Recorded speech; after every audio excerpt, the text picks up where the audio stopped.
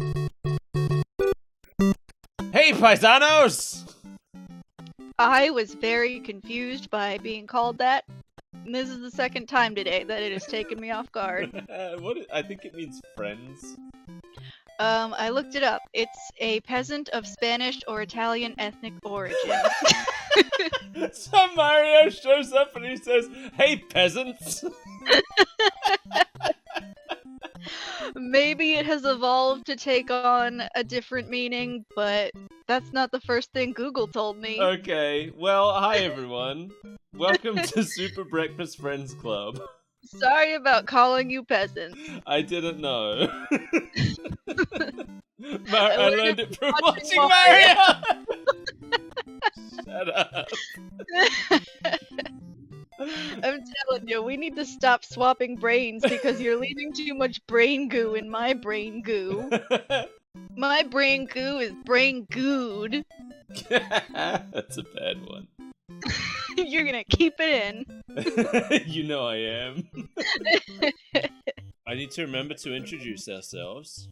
I'm Mike. And I'm not. What else do we normally do at the beginning? Do I ask you how you are? I don't think so, because you don't actually care. Hey. Hey now. I'm kidding. You're an Because all-star. The last 48 hours painstakingly filling you in on how I am. That's true. That's true. I have your full medical history. Much to my own chagrin. Well, how am I supposed to match up your corpse if I don't have these dental records? I didn't give you my dental records, though. You'll never know which of my teeth have fillings in them. No, none of mine do. Oh, well, look at you, Mr. Fancy. Fancy teeth. I haven't been to a dentist in 10 years, though. Pure garbage. Oh, so you are just hiding secrets in there. Maybe. I know, I You're take getting really my good... fault. I take really good care of my teeth because I'm afraid. Because once, I get that. when I was a kid, I think when I was about 7, I had a baby tooth that wasn't coming out and the new tooth was coming in under it. Mm-hmm. So they needed to pull it. And we went back like 5 times for me to get it pulled, and every time I was too scared to let them do it. Oh. So eventually they had to knock me out and do it. You were a wiener. I sure was. Here's the opening to the show this week.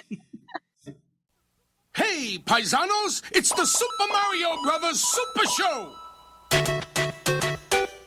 With the Mario Brothers and plumbing's a game. We're not like the others who get all the fame. If your sink is in trouble, you can call us on the double. We're faster than the others, you'll be hooked on the brothers. Hooked on the brothers.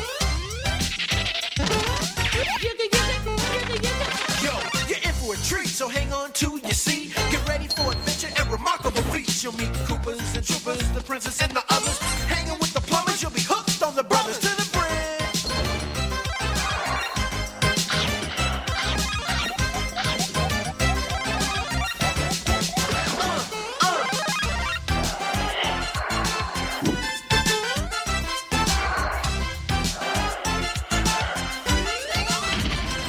I say hooked on the brothers, the brothers, the brothers. I had to get 3 of my baby teeth pulled before I could get braces because they weren't coming out fast enough. Oh, dang. Yeah. That sucks. It's whatever. Well, I think the opening to the show is probably done by now. We should... Get back to business. So, we're looking at the Super Mario Brothers Super Show. The thing we've been talking about for the past 10 minutes, and definitely not teeth and drinking. I might edit some of that out. So if I did, that's going to be confusing for you, listeners. Welcome to the show. Bop! Mario first appeared in Donkey Kong, if that's confusing In your enough for you. nightmares. I feel like I say that every single time we do this show. Usually you say about yourself. Mario and I come from the same place. Donkey Kong? A pit of despair where you visit when you dream. We talked about Donkey Kong a little bit in the Donkey Kong episode. Unheard of. But then I said we shouldn't talk about it too much because the show's not really about that. And now I'm going to do the same thing here. When do we ever get to talk about Donkey Kong then? Well, the original Donkey Kong has its own cartoon. It does? It does. Oh no. I'm excited to get to it. We also got Luigi here this time, who first appeared in Mario Brothers, which was also an arcade game, but in 1983. And he is the eponymous Mario brother. He is Luigi Mario himself. Is that canon? That is canon now, yes. Oh no! The dark legacy of the movie. Miyamoto finally admitted it. Admitted it! Ago. Yeah. Like he was gonna take it to his grave.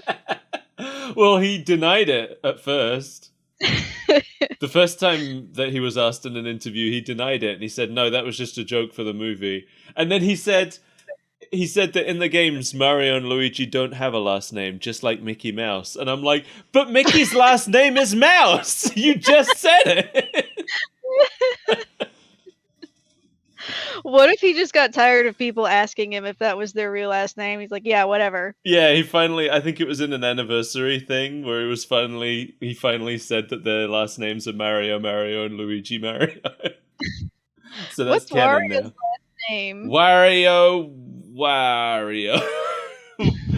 What if the plot twist is that his last name is Mario? I was thinking that because, what if he's a distant cousin or something? What if he's the third brother that they don't like? What's Waluigi? Well, we know that Wario and Waluigi aren't related. Okay. But we don't know that Waluigi's Wario and related. Mario... Yeah, Waluigi's just his pal. I actually like to think that Wario hired Waluigi. I like to think his name is something like Chet. Anyway, let's not talk too much about things that happened after this show, like Wario. Who else is in this show? Oh, so we've got Peach, whose name is just Princess Toadstool at this point. Oh, there's probably a lot of people who don't know about that these days, huh? Oh yeah, I guess not. So back in the 90s, Princess Peach wasn't called Princess Peach in English. She was called that in Japan, but over here in the West, she got renamed to Princess Toadstool. And then in Mario 64, they pulled a Dr. Robotnik to Dr. Eggman switch and changed her to Princess Peach. Nobody would notice. A lot of people didn't. Here's the funny thing. Like, people constantly complain to this day about the Eggman Robotnik thing, even though both names are technically correct now. Mm-hmm. But nobody ever complains that we don't call her Princess Toadstool anymore. I think She signs her name in that letter as both of them. she does, but Peach is the nickname. I think that's the last time that Toadstool was ever mentioned, though, as her name. Okay. Whereas, like, they'll still mention Robotnik as being Eggman's last name. Eggman's just a nickname. His real name is Dr. Ivo Robotnik. I like to think it's part of his real name somewhere. Dr. Ivo Eggman Robotnik. Mm-hmm. Yeah. Like, what is his middle name? Eggman. Maria. Anyway, yeah. So as well as Princess Toadstool, we've also got Toad and Bowser in here from Super Mario Brothers for the NES in 1985. There's something closely approximating Birdo. Well, here's the thing, right? So we've got Mario, who first appeared in Donkey Kong. We've got Luigi, who first appeared in Mario Brothers. We've got Peach, Toad, and Bowser, who first appeared in Super Mario Brothers. But this show is most heavily based on Super Mario Brothers 2. Yes, it's extremely inspired by Super Mario Brothers 2. Which is wild, because that wasn't originally a Mario game. No! That started its life as Yumikojo Doki Doki Panic in Japan. I would argue it's the weakest Mario, because I never liked Super Mario 2. I would agree with that. Yes, it's weird. And it's weird because it wasn't originally a Mario game. But yeah, it was... So here I dug up some history on that game to talk about. Do it. So it was developed in partnership with Fuji Television, and it stars the mascots of Yume Kojo 87, which was a Media Tech Expo.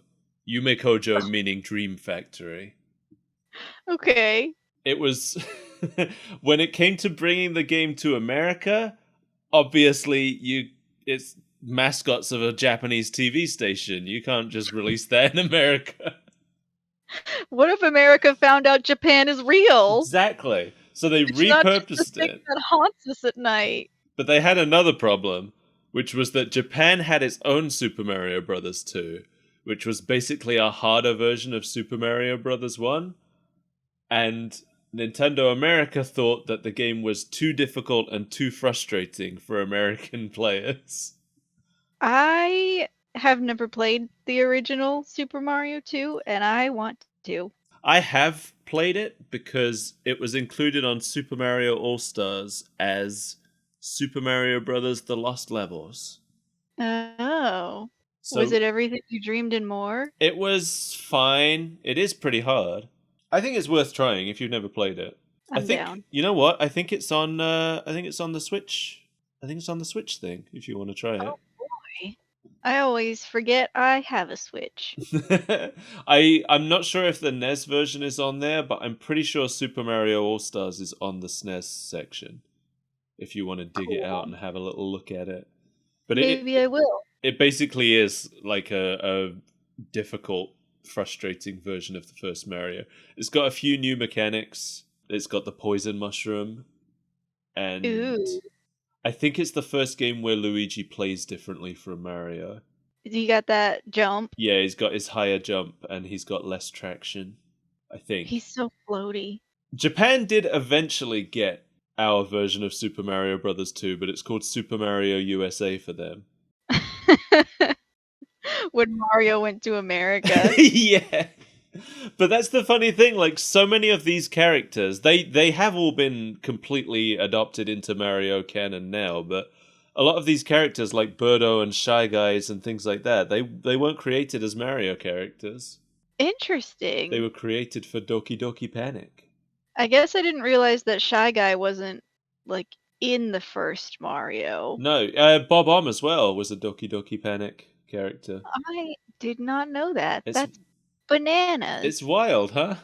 I think Bob Om pretty much immediately became Mario canon, but a lot of the characters like Shy Guy and stuff really didn't make their way into a proper Mario game until Yoshi's Island.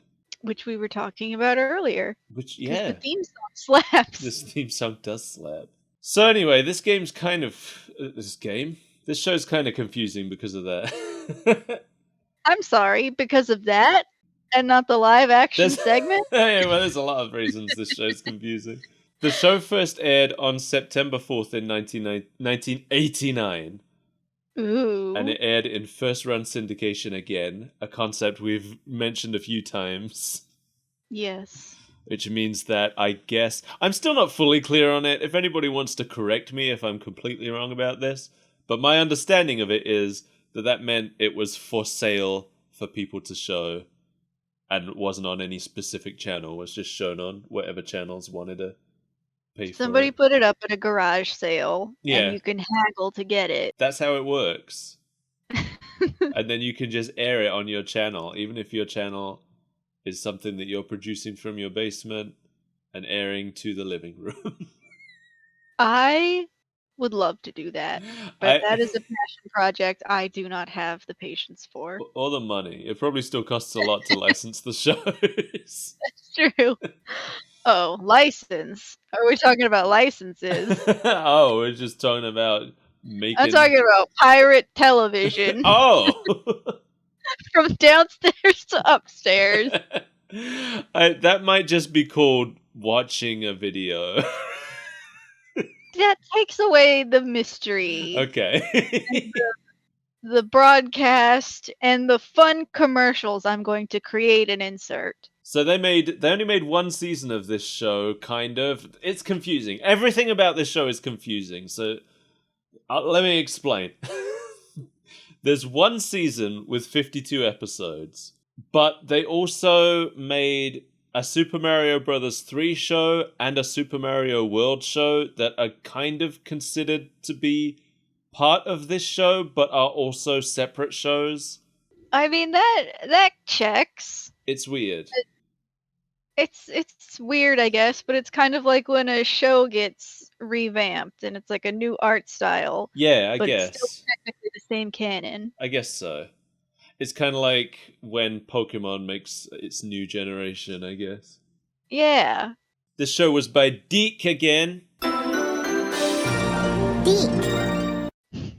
Deke. We talked about Deke in the Adventures of Sonic the Hedgehog episode, but just to do a brief recap, they were behind Inspector Gadget, Rainbow Bright, Captain N.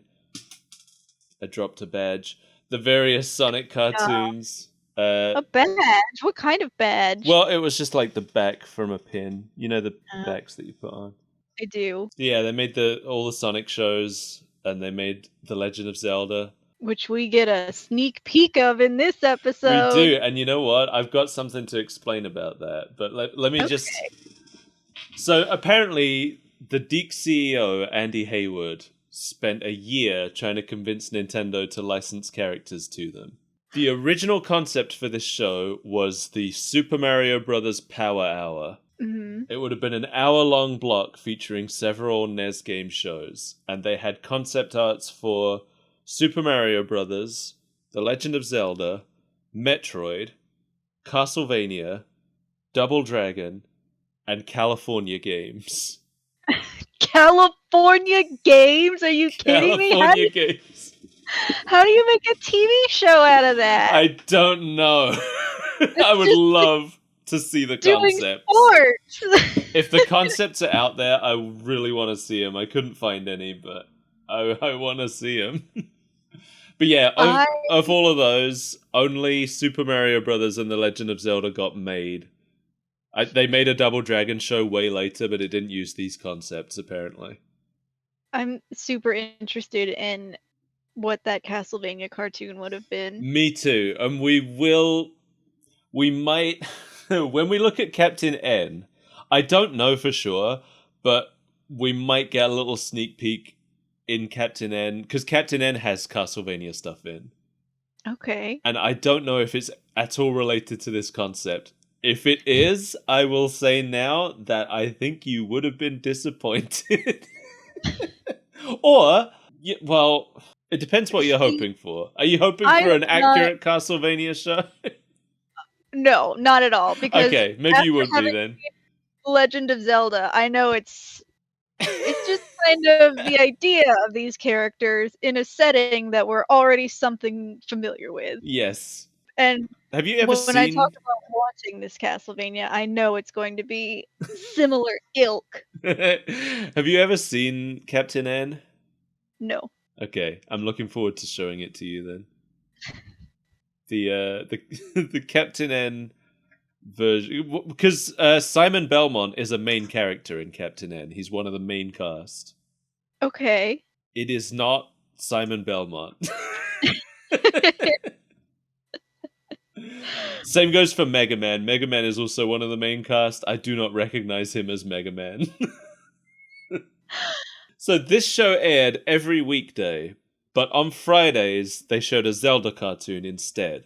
That's a dirty trick to play. But so here's the weird thing about it. The live action segment was still the Mario Brothers. Mm-hmm. It just had a Zelda cartoon. Okay, I mean, I guess if they had planned this Super Mario Power Hour, they're kind of like your your hosts through the whole thing. Yeah. But this is why partway through this is it towards the end of the episode they suddenly spring Zelda on us out of nowhere? It was at the very end of the episode. That's right. And that's the reason. They spring Zelda on us because Zelda is the Friday cartoon. Zelda is the special episode of the week. Zelda is their other job. So they want everybody to be reminded, hey, Zelda's coming up on Friday. Don't forget, stick around until Friday for Zelda. All this Mario stuff is just, the garbage while we wait for Zelda. And the funny part about that is that the Mario cartoon is way better remembered. Yeah, I don't know of anybody that fondly remembers the Zelda cartoon. According to Lou Albano, who played Mario, The live Yes. action segments were mostly improvised on the spot. Okay. I mean, they were given a basic story that was going to happen, but they didn't have a script. They just improvised it all. I still have a lot of questions, but okay. All right, let's get to the show. So, the It starts opening. off with him calling us paisanos. Yeah. Hey, paisanos! Which apparently means peasants. Of Spanish or Italian ethnic origin. The opening is incredible. I loved it. Yes, it's my favorite of all the shows we watched so far. This is my favorite opening, I think. It had the least appropriate theme song, and I loved it. Did it though? Because it actually uses the Mario theme. It does. I just thought that the choice of rap for Mario was a bit strange. Yeah, according to the internet, the rap is performed by the actors playing Mario and Luigi. It didn't sound like them to me, but that's what the internet says. And would the internet ever lie to us? Yes. But the thing about this is, I find so often that Americans doing video game shows really don't appreciate the importance of the music in a video game. That's true. Like how They 4 disregard Kids... Yeah, 4 Kids took out so much of the music from Pokemon. So it was a pleasant surprise to me that whoever did the music for this show clearly understood Koji Kondo's contribution to the series. Yeah, throughout the whole show, it was full of Mario music. It was, yeah. I don't think there's a single piece of music in the show that isn't heavily referenced from a Mario theme. There's no "In the Hall of the Mountain King." Yeah, well... And this show's made by the same people. Because here's the thing, like, back in the day, we were constantly arguing about whether Mario or Sonic was better. I loved both of them, but the fights were still going on. There were lives lost in that war. And what we didn't know is, behind the scenes, both shows were being made by the same people. But yeah, it's the same. I actually don't know who did the soundtrack. It's probably a different person doing the soundtrack, but it's so funny to me that the Sonic show used literally just the title screen music and nothing else from the game. And then this show is all music from the game. Not even just the music, but the sound effects too.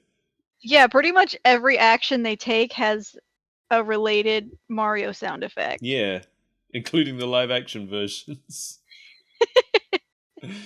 Yes, indeed. The opening starts with all the characters sliding down flagpoles underground. I was very distracted by the live action dancing. The live action dancing was happening next to it, yeah. I noticed that the opening looks really different than the rest of the show, so I think the opening is probably animation taken from the pilot that they used to pitch the show. That would make sense, yeah. Yeah, the characters all look completely different in the opening. It's kind of weird. And the coloring is really different too. Yeah, I was really taken aback by that shot of Princess Toadstool. The one you sent me. Yes. Yeah. Actually, during that shot, so Mel sent me a shot of Toadstool running out of the door between the two live-action dancing Marios. And I actually have a note about that same moment, but my note is about the lyrics of the song. I didn't even notice what they were. Tell us what they were. The line at that moment of the song is, You'll meet Koopas and Troopas, the princess and the others. which sounds like you're going to meet a lot of characters, but they only mentioned 2. They mentioned Koopa Troopas twice, and then the princess. And then everyone else. They seem to have a very wide concept of what a Koopa Troopa is. Yes, because... I noticed that too. Well, let's get to that when it comes up, but yes. Okay. Yes, I have things to say on that front. The first live-action segment of the Super Mario Bros. Super Show is called Neatness Counts. A line that they say like 15 times, I feel like. And then by the end of it, they've forgotten. It's so weird. The first thing we get is a big establishing shot of Mario Brothers Plumbing, which is a little building in the shadow of the Brooklyn Bridge, so there's no doubt about where it is. So you can go to their house and harass them, should you so choose to. Yeah, and it's just we open with live action Mario and Luigi ragging on each other for being slobs while they're covered in literal Italian food. And by the way, rub a little piece of spaghetti on your overalls. You, Luigi. And you have a little bit of spaghetti sauce on your shirt, as usual. My note says, starts with live action Lou Albano looking at his old wrinkled face in a mirror. Yes, so Mario is played by Captain Lou Albano, an ex Wrestle boy. Yep, an ex WWF wrestler. By this point, he'd transitioned into managing. I don't think he was wrestling anymore. He appeared in the video for Cyndi Lauper's "Girls Just Want to Have Fun," which I didn't know, but he plays her father in the music video.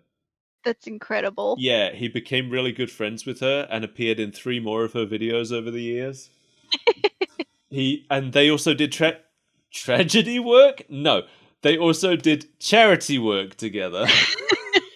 No. Don't call it tragedy work, Mike. My tongue got tumbled. Yeah, the problem was that in the wrestling world, he was a heel. Oh. And he was slowly developing this personality outside of wrestling for being a nice guy who does charity work and appears in Cyndi Lauper videos. So, and back in the day, that was a big problem for him because that was back. I feel like nowadays it's a lot more accepted that everyone kind of knows the storylines in wrestling are fake and everyone's okay with it. I don't know. I watched a video about Wrestle Boys a while ago about like one in particular that's so dedicated to the role, nobody can tell if he's actually just a sociopath. Oh, really? Yeah. Well, I mean among the fans. I feel like most wrestling fans these days kind of accept that, you know, they know it's not real and they're okay going along with it because it's just fun. Okay. All right, well, I don't know that many wrestle fans anymore. But I know that back in the day, when I was in school, I had a friend who was a big wrestle fan. I was never really into wrestling. I don't know a huge amount about it. But I had this one friend who was super into it. It was all he cared about. And he was adamant that it was all real. And I remember the day there was this big storyline. Somebody might know what I'm talking about. There was this big storyline where one of the wrestlers got into a car and then the car exploded. You know about this? I know about this, yes. Okay, and there was this whole thing about how he was dead. But then another wrestler died for real, and they did this big tribute thing to him. And this guy that supposedly died in the car bomb was one of the people being interviewed about his friend who had just died for real. And my friend had his Santa isn't real moment. Oh no. And he was so upset and he was devastated to learn that this whole car bomb storyline had been faked, and it completely disillusioned him. And the whole time I'm like, dude, we're 15. I don't actually remember how old we were, but we were way too old for him to be going through this. Be believing in the tooth fairy. So he was having a problem because of his heel persona in the ring. So he did a face turn. That was the solution. And I read about the performance they did. He got help from Cyndi Lauper. She came into the ring, and basically with help from her and Hulk Hogan, he did a face turn in the ring.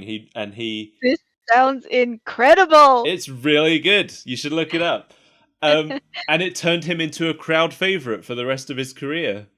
Good for him. Good for him indeed. And then casting him as Mario was a huge promotional stunt, basically, to get people to watch Mario. And I guess it worked. You tricked so many children into watching that show. Because they were already going to get the kids who were playing Mario, obviously. But with this WWF WrestleMan, they got kids who weren't playing Mario to watch as well.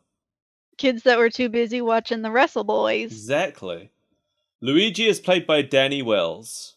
He's best known as his role as Charlie the bartender on The Jeffersons. I've never seen it. I don't know what that is.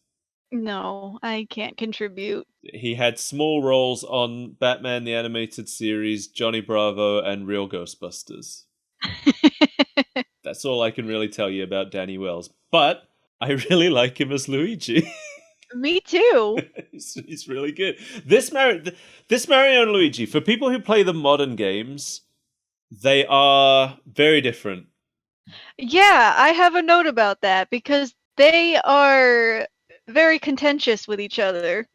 Yes, they are. The funny thing is that for all the ways that they're very different than the Mario and Luigi we know today, there are also a lot of ways that they're weirdly accurate as well. And I'll get into that a bit more later. Okay. Yeah, I really like this take on Mario and Luigi, even though it's so different. That's true. It's a fresh take. It's not the same thing that we've seen for 300 years. I'm so used to the take on Mario and Luigi as literal Italians, but I do like this take of them as Italian Americans as well. It went a little far in the cartoon, but the live action stuff wasn't bad. Okay, well, let's talk about the laugh track. I mean the live action. The laugh track. I was gonna talk about the laugh track because there's a laugh track all the way through the live action segment. There's a laugh track. I don't even know that I noticed that because I was too busy jotting down notes and being taken aback by all the things I was witnessing. I found it very distracting because there were several points where I could not understand what Mario and Luigi were saying under the laugh track.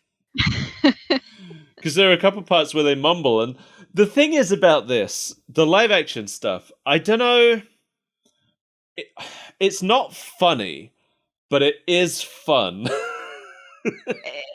Is it? I think so. Well, maybe I'm being too kind to it. Anyway, they have a little fight for a bit. Like they were having fun. Well, I think that's what it is. It seems like, and especially with Lou Albano saying that they were improvising the whole thing, Mm-hmm. I think they were just like messing around, and that makes it kind of fun to watch. Yeah. Even if the jokes weren't particularly good. But yeah, like, they've got food all over him.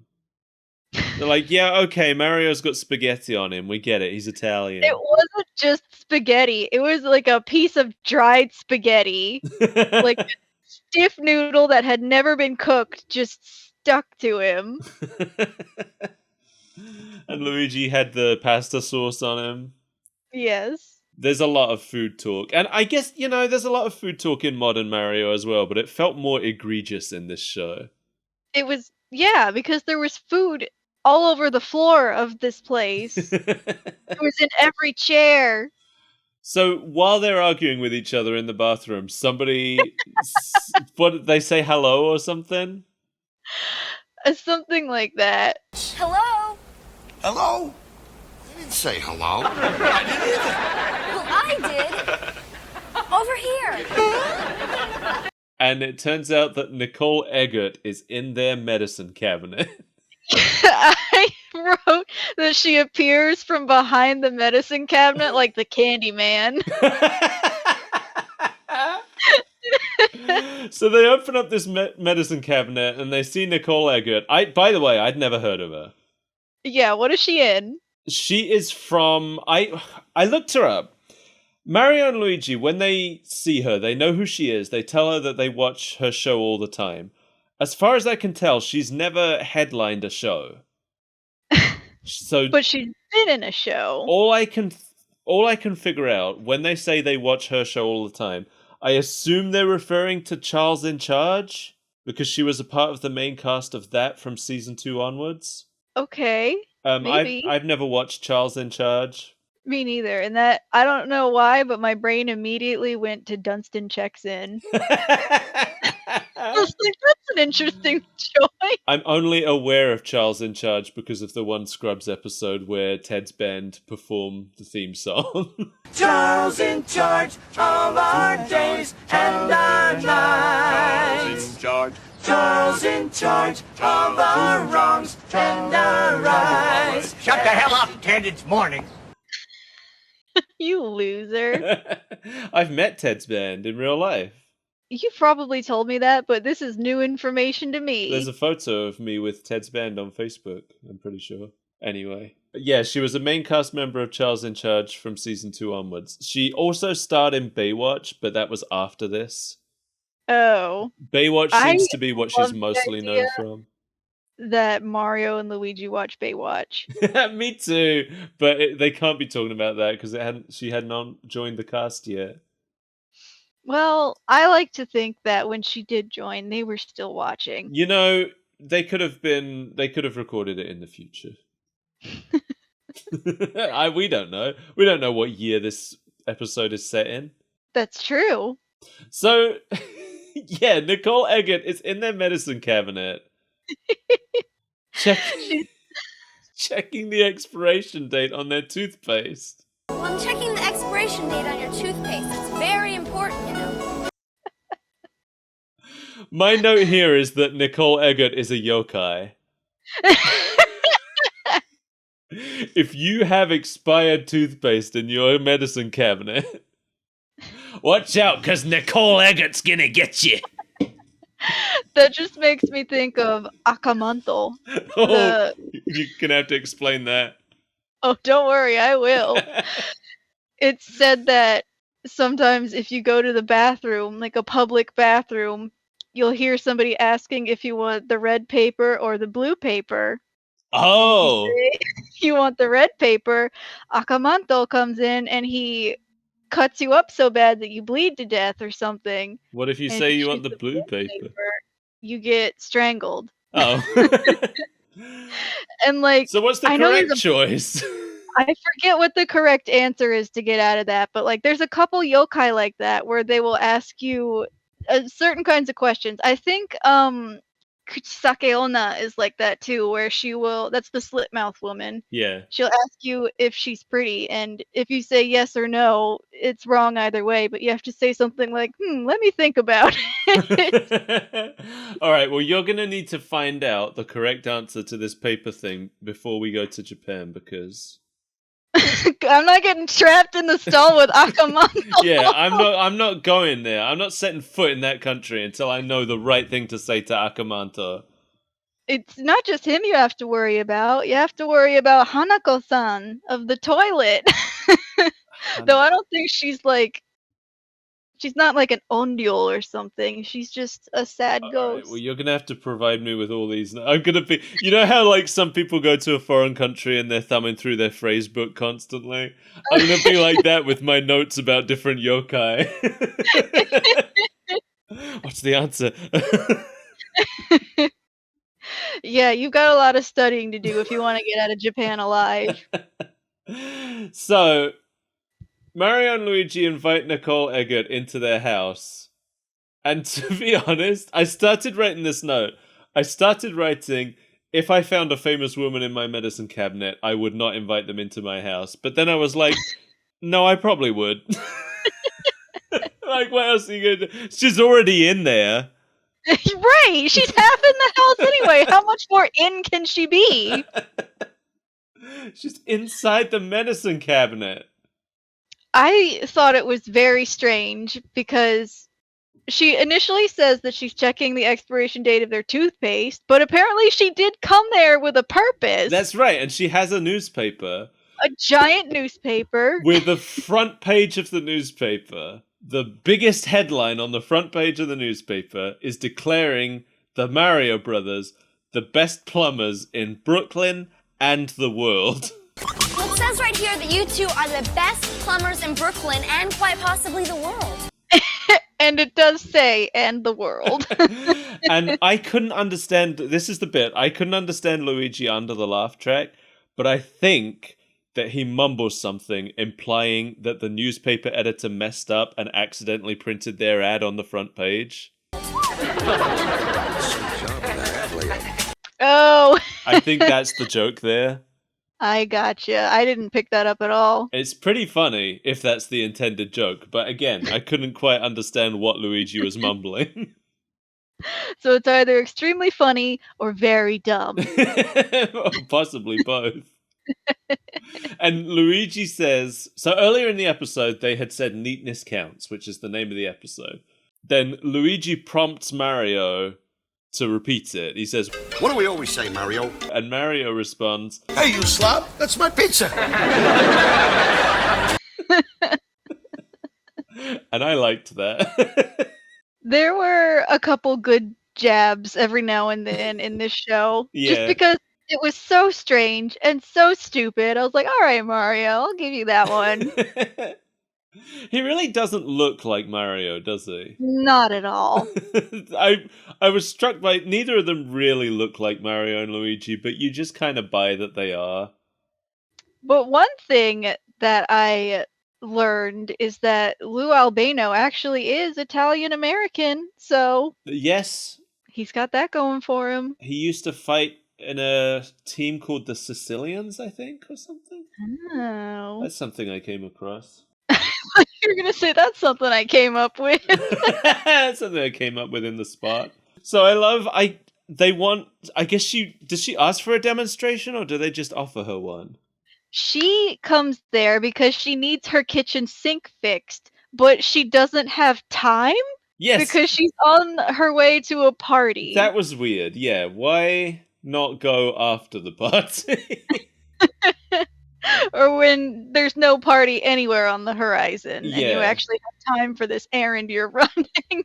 So they have a display clog, I guess. They're trying to convince her that it won't take any time. Yeah. So they have this convenient clogged sink sitting in the middle of the room that Luigi goes over to demonstrate how easy it is to fix. Yes, and what was Mario doing while Luigi's doing it? He just stands there. He's got like both his hands out and he's like, to me, it looked like he was trying desperately to stop himself from grabbing Nicole with both hands.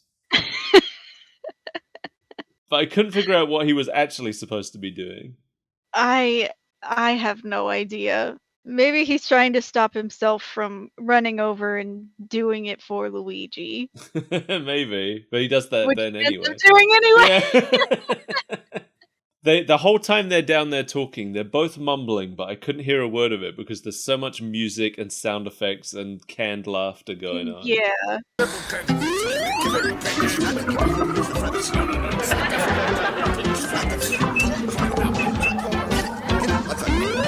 So they do something, and then the sink sprays water up and soaks Nicole, and then an ad break happens. And then it's a cartoon. And then it's a cartoon.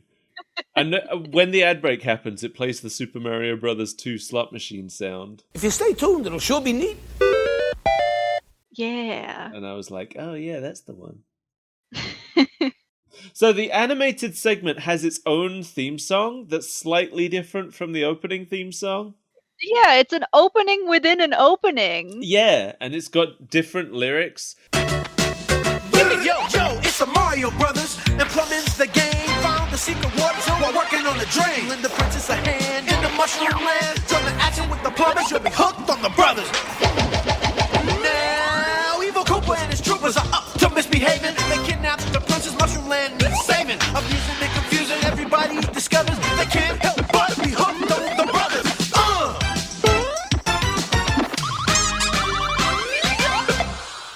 And it shows us I guess the live action segment is a prequel to the animated stuff. Oh yeah, because it shows us like how Mario and Luigi wind up in the Mushroom Kingdom. Yeah, I'm not sure if that's still canon these days, but it used to be. So the original Mario canon was Mario and Luigi were plumbers in New York City, and then one day they got sucked down a drain pipe and ended up in the Mushroom Kingdom, where they had to rescue Princess Peach from Bowser. For some reason. I don't know if that's still canon. I don't know if they just never went home to Brooklyn. I like to believe that Brooklyn never was. Yeah. I think Mario Odyssey maybe kind of implies that it was New Donk City rather than Brooklyn that Mario came from. But it's still confusing. I don't know. I feel like that's a hard line to draw. Well, there are some earlier versions of Mario Odyssey. There's some concept art of Mario Odyssey where New Donk City was a lot less realistic than it ended up being, and it actually had Mario-styled people living in it. Mm-hmm. And I wish they'd gone with that, honestly. That would be cute. Yeah, because then the idea there was that it was confirming that this is Mario's hometown. Hmm. And I like that idea. Because, yeah, it is a hard sell when the people of New Donk City look the way they do in the final game.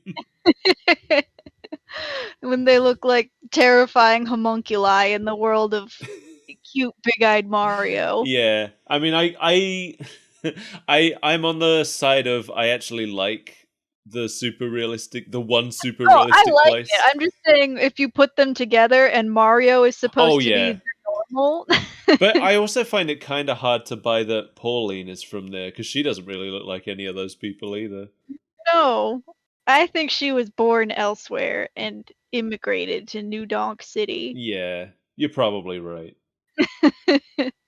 Anyway, in the animated segment's opening sequence, they come rolling out the pipe like Sonic, and they defeat all the Koopas with a spin attack. That was so weird. That's not a thing in Mario.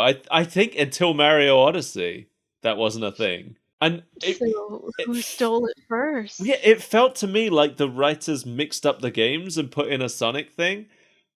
But Sonic didn't exist for another 2 years after this show. Also, Sonic was busy turning into a buzzsaw. I know. How is this more accurate to Game Sonic than the Sonic show was? Oh, anyway, this episode is called The Bird. Which, very good name. As far Good as I job. can tell, the title is a reference to Fantasy Island, where every episode would begin with one of the characters shouting, That is such a stretch. it's an That is ABC show. The reason I knew to look it up is because I've heard that reference loads of times before on other shows. I don't know that I've ever picked up on that before. Yeah, I had. The Plane is a reference I know, even though I've never seen Fantasy Island. It was an ABC show which ended 5 years before this show started. So it's an extremely out-of-date reference to any child watching this show. None of the children are going to understand it, and I can tell you because I'm one of those children. So that was, what, like 6 years before I was born? Yeah. Yeah. Neither of us were born when Fantasy Island ended. So this reference was dated before it was dated. Yeah. This episode was dated by the time it first aired. It came out of the womb old. This animated episode of Super Mario Bros. Super Show is written by brother/rivals Reed and Bruce Shelley, our old friends who also wrote the episode of Adventures of Sonic the Hedgehog we looked at. Okay. So we've seen their work before. I like that they're dipping their toes wherever they can find a body of water. I mean, yeah, they're the ones who had written like one episode for every show ever made. Yeah, that's right. I love it. The episode opens with Mario giving us a Star Trek reference out of nowhere. Did you pick up on that?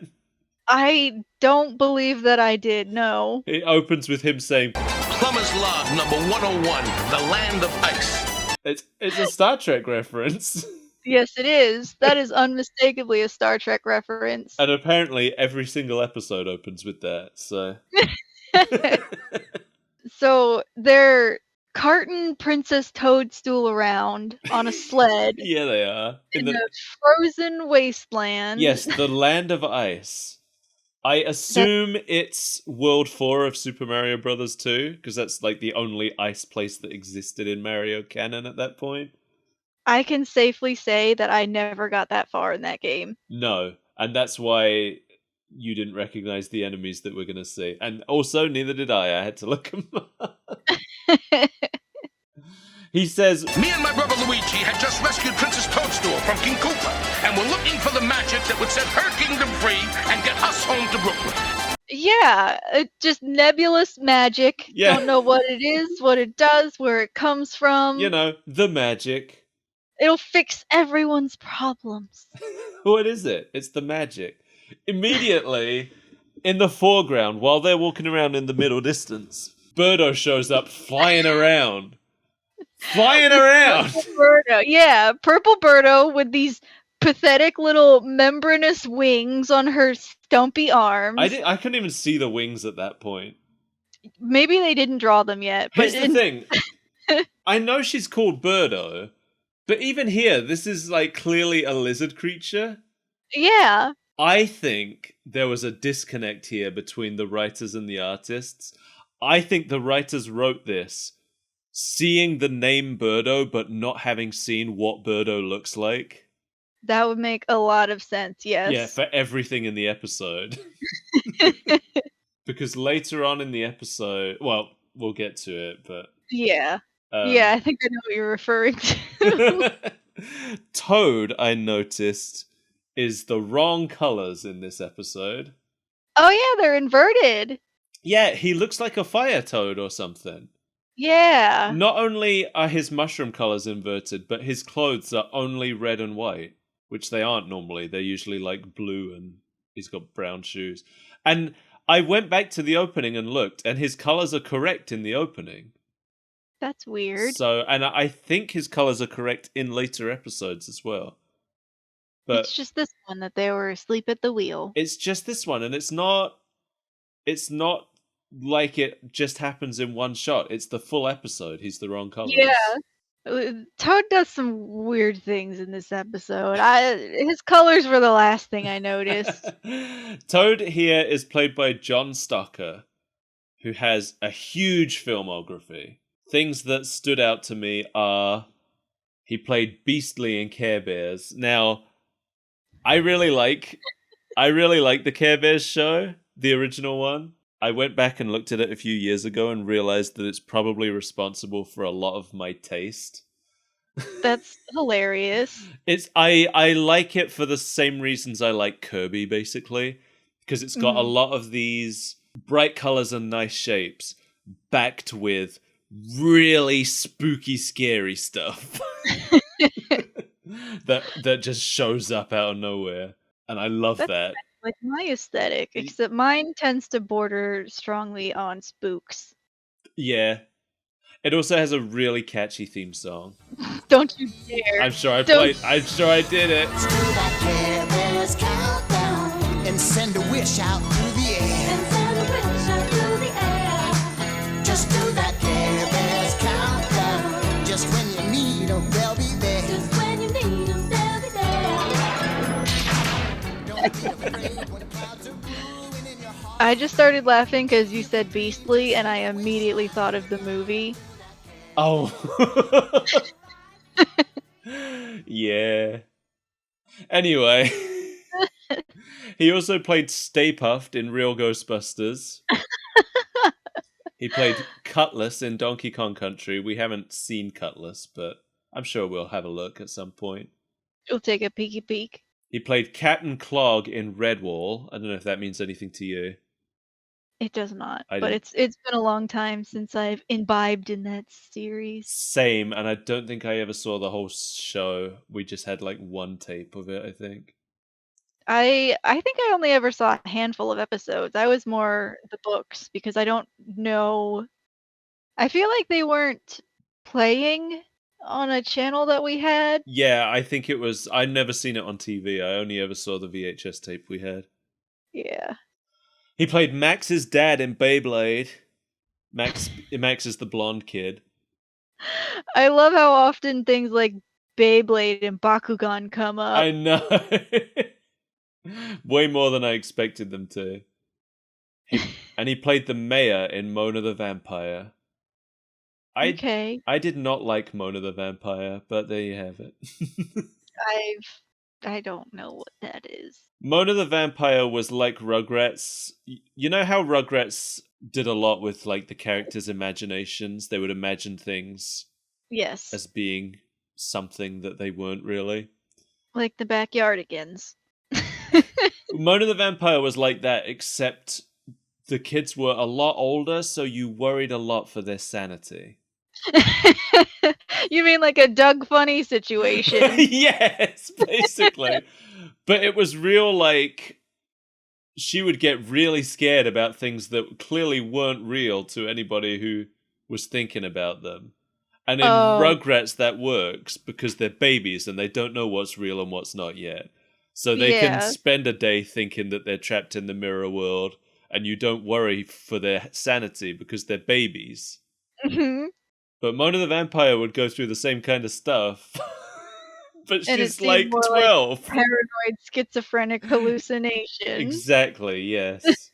He also played the narrator in the US dub of Danger Mouse, which I didn't know existed, and I'm mad that it exists. That's weird. I know we've spoken about it before, about American redubbing of British TV as if we don't speak the same language. I know, it's so weird. But as far as I can tell, the US dub of Danger Mouse is basically lost media, so I'm happy with that. I actually looked for it because I wanted to see what the US dub was like, and I could not find any evidence that it existed. All I could find was in media hell. Yeah, all I could find was clips of the original UK version, which, in my opinion, is the only version. At this point, the US version is just a creepypasta like Squidward's suicide. Yeah. Princess Peach was played by Jeannie Elias, best known for playing Pugsley on the Addams Family cartoon. She also played several characters in Dragon Age Origins. I didn't play that, so I can't help you. I did. Who'd she play? It seemed like they were mostly NPCs. Oh, okay. And not super important ones. Same for EverQuest 2. She was a bunch of characters in that. She played some baby dragons in Spyro Enter the Dragonfly, which is the Spyro I didn't play because everyone told me not to. Was that the one where Elijah Wood was the voice of Spyro? I think so, yeah. It was the fourth one. I don't know which one that was numerically, but I just love that he was Spyro. Somebody, I could be wrong. Somebody correct me if I am about which Spyro it is. I only played the first 3. I looked up this one and found out that it was not one of the first 3. So I don't know anything about it. Cool story. She played Clementia in Valkyria Chronicles 2. I've only played Valkyria Chronicles 1, so I also don't really know who this is, but she seems to be important. Here's one I did know. She played JT, the cowboy kid in Psychonauts. I know who that is. I played It's the cowboy kid. It's the cowboy kid. And here's one I wrote down because I thought you might know it. She was the voice of young Haji in Blood Plus. Does that mean... Oh, yeah, it does. Okay, there you go then. I love that show. Yeah. Cool. It's been about 12 years since I watched it, but that name rings a bell. Good. Yeah, I hoped it would. Otherwise, we got nothing. Our show's sunk. Yeah. So Birdo flies in and snatches Toad. After bumping into 1,000 things, she assumes that Toad is her baby for no reason and just takes him. I really hate how she's constantly spitting everywhere. It's disgusting. It is. When she first starts talking, her mouth isn't moving as one would think a mouth moves to speak. She's just kind of puckering her lips and spitting. Yeah. To be fair, like, how would Birdo's mouth move? But Birdo's always weird. No matter what. But yeah. This is by far the grossest Birdo I've ever seen. I don't know that I've ever thought of Birdo as a thing that talks. Like, no. Birdo makes noises that everyone can understand. Birdo just... I feel like in the games when Birdo's made noises, it's just been like... Wow! Yeah. And that makes sense to me. Yeah. You didn't talk about Birdo's voice. Oh, I didn't care about Birdo's voice. I don't even know who that was. I care about Birdo's voice. I'll look it up. Hang on. You didn't even look up Birdo's voice. No, I didn't even look up Birdo's voice. You're bad at your job. Alright, let me see. Birdo. Birdo. Birdo. I'm looking up Birdo for you. Because I know you are. Oh, you know what? Jeannie Elias played Birdo too. Okay. So there we go. We covered her all. We covered it all. She was We killed Princess 2 Peach and birdos Birdo. with 1 stone. Toad's voice. I actually quite like Toad's voice in this. It's pretty close to how he sounds in the games. Hey! Let me go! That horrible grinding noise. Yeah, it's not. It's much more tolerable in this. It's not as shrill as it is in the games. Yeah. Yeah. And I love, like, Toad gets snatched and Birdo flies away with him. And then Princess Toadstool says, Please, Mario! Toad saved my life 100 times! We've got to save his! and I'm like, wow, really? Toad? It really weaves us this story that Toad is the hero of legend.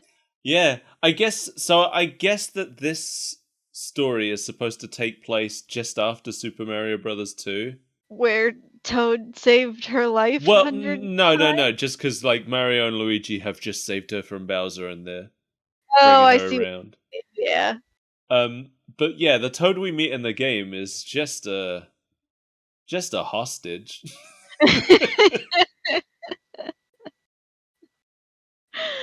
Though also, I guess in the game, Toad was never supposed to be a singular character. Toad is just a species.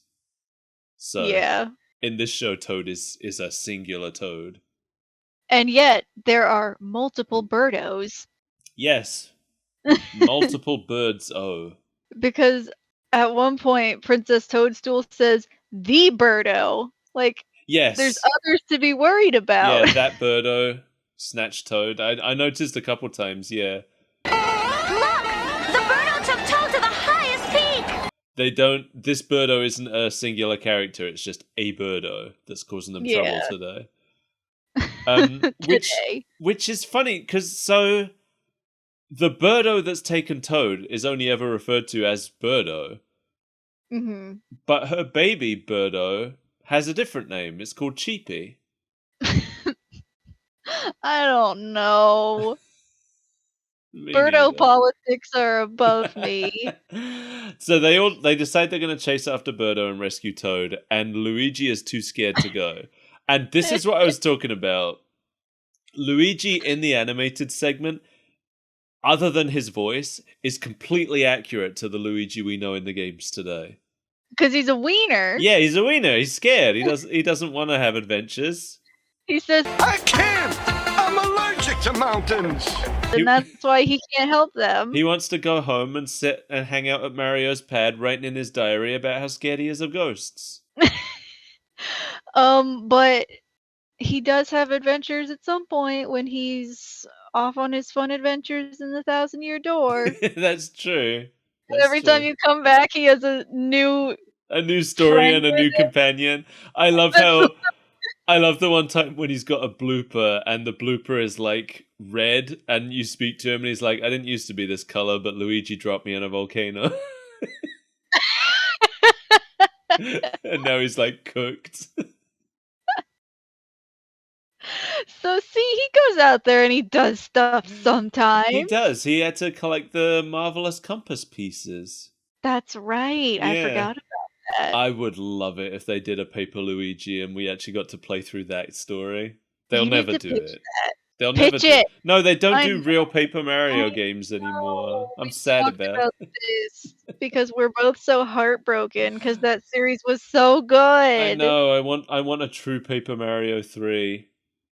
I know a lot of people love Super Paper Mario, but it's not the same. No, I liked it okay, but it's not the Paper Mario I want. it's not what I signed up for. No, and they've never gone back to it. And they never will. No, I don't trust them anymore. So we get to see this Birdo in her house, which has no roof. It literally looks like a house that's been burst open by an explosive. Yeah, it looks like the roof has been fired off and the walls have tumbled down. Yeah. Something in the center of this house detonated and blew back all the walls. Yeah, because every wall is leaning back against something outside. Yes. This lady would be happy with anything. I don't think she really needs her baby back, and I actually think that the baby might be in danger in her care. Because she's Oh yeah. she's basically blind. They went to the trouble of giving her glasses, but she's still blind as a bat. Yeah, she thinks that Toad is her baby because she literally cannot see him or anything. Or anything. I did think that it was funny when later in the scene she picks up a milk carton that has her baby on it. Yeah. And she looks at it and you see it through her eyes and it's very blurry. And she goes over to Toad and says, It was a terrible picture of you anyway, little cheapie. I love that when Toad slaps that milk carton out of her hand, it plays the same sound it makes when Mario dies I'm not your little cheapie. in the games.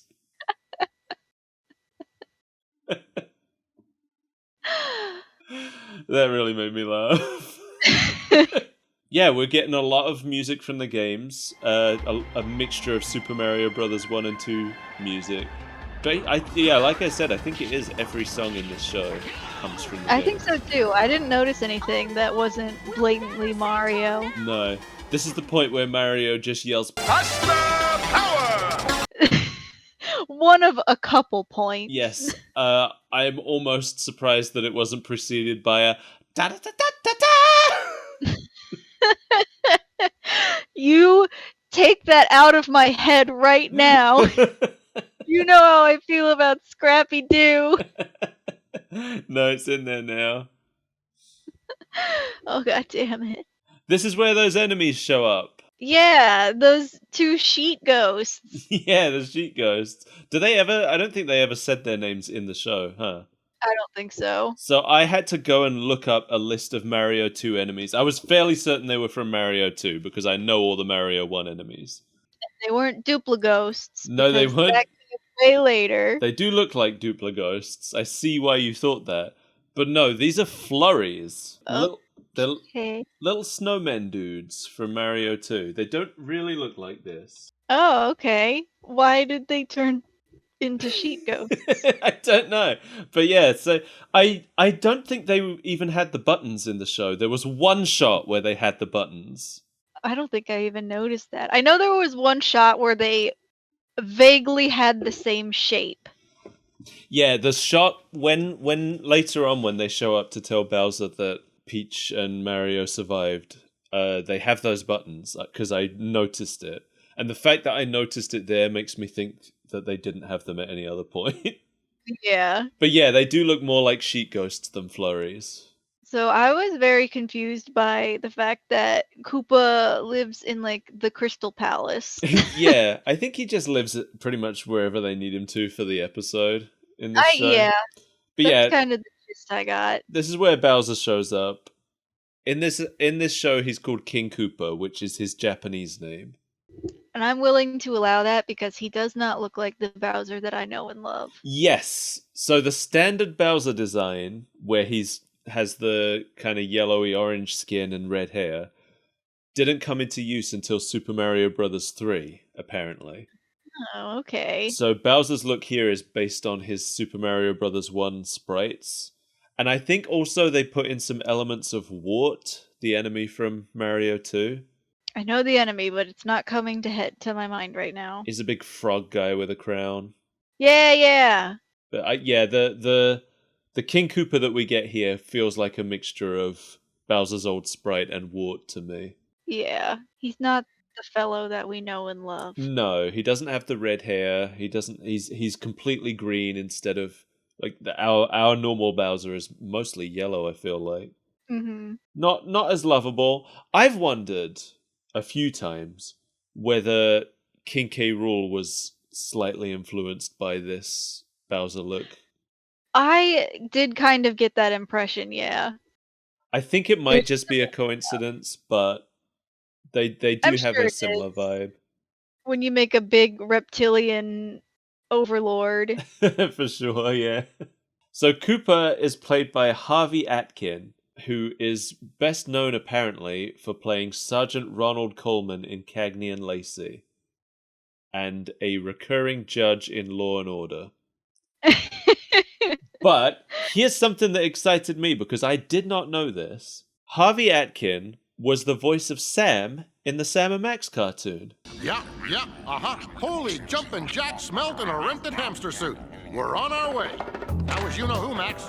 Our cantankerous manservant? No, the commissioner. Oh, okay. So he was not my favorite voice of Sam. Sam's had 3 different voices over the years. And I would probably say he was my second favorite. My favorite being Bill Farmer, who played him in the first game.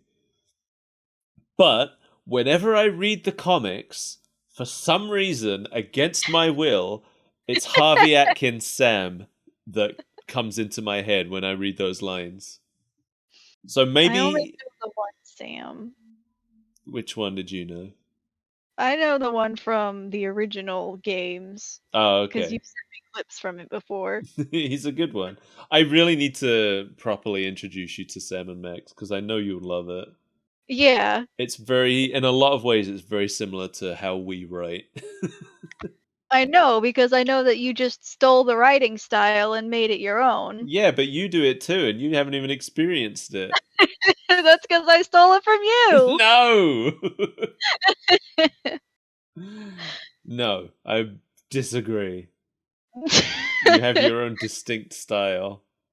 Well, yeah, I put a little spice on it, but I still stole it from you and dressed it up so you wouldn't notice. Oh, I feel like I stole it from you. I don't think that's possible because it came from Sam and Max somewhere. Anyway, Cooper wants his feet licked. Well, the I'm gonna call them Duplighosts anyway. The Duplighosts come in and they start metaphorically kissing his butt. Yeah. And that's what When I want my feet licked, I'll ask for it. I want my feet licked. That's a funny line, but I don't like that we had to watch it happen.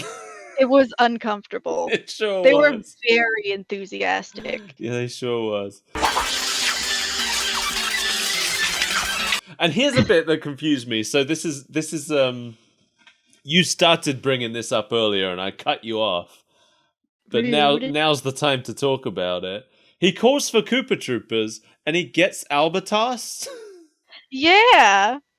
Because I guess they weren't so focused on the Koopa part and more on the Troopa part. So I guess the reason they're called Koopa Troopers is because they're Koopa's troopers. Because the name Bowser was kind of used interchangeably with King Koopa in the very beginning. Mm-hmm. So in the very first game, in some versions of the manual, he's called King Koopa, and then his foot soldiers are called the Koopa Troopers. But over time, in the English versions, King Koopa has been dropped as his name completely, and we just know him as Bowser now. But Koopa Troopa has stuck around as the name of the little turtle guys. So now we just call them Koopas, and he's Bowser. Yeah. So I guess this wouldn't have been as confusing at the time, because Koopa Troopa at the time just meant Koopa's trooper. They weren't a distinct race of turtle people. But then what is the name for the turtle people? I was listening out for it and it never comes up. Because we do see some of them. There are some actual Koopa Troopers in this episode. There are. But or they approximate them. Yeah. Well, yeah, they don't look much like them, but you can tell that's what they're supposed to be. None of the enemies quite look right in this. They're all approximations of what they should be, including Bowser himself. Yes. I would say... God, I was going to say Toad might be the most accurate, but then I remembered something that happens later. No! Do not speak of it! Anyway, Toad... back at Toad's house with Birdo. And he's just fully into the baby roleplay by this point. Yeah, he's just drinking from the bottle. Like, his eyes are closed. He's content. He's still complaining, though. He starts complaining before he takes the bottle out of his mouth, even. Did you notice that? Yeah.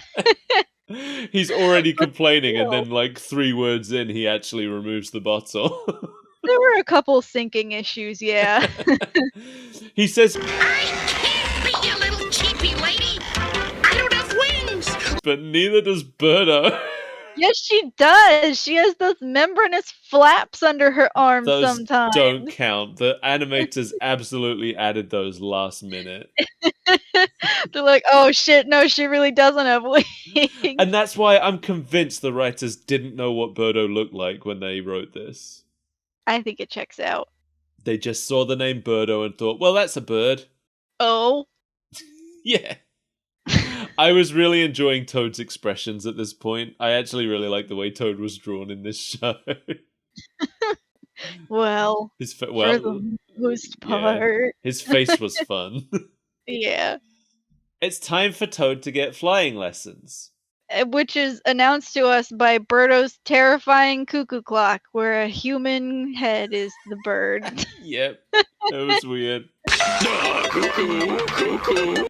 But I guess it's like a visual gag, right? Because yeah, if humans have birds, bird. Birdo can't fly, Mel. Not with that attitude. Birdo spits egg and sometime fireball. Well, this Birdo spit and fly. No egg, no fireball.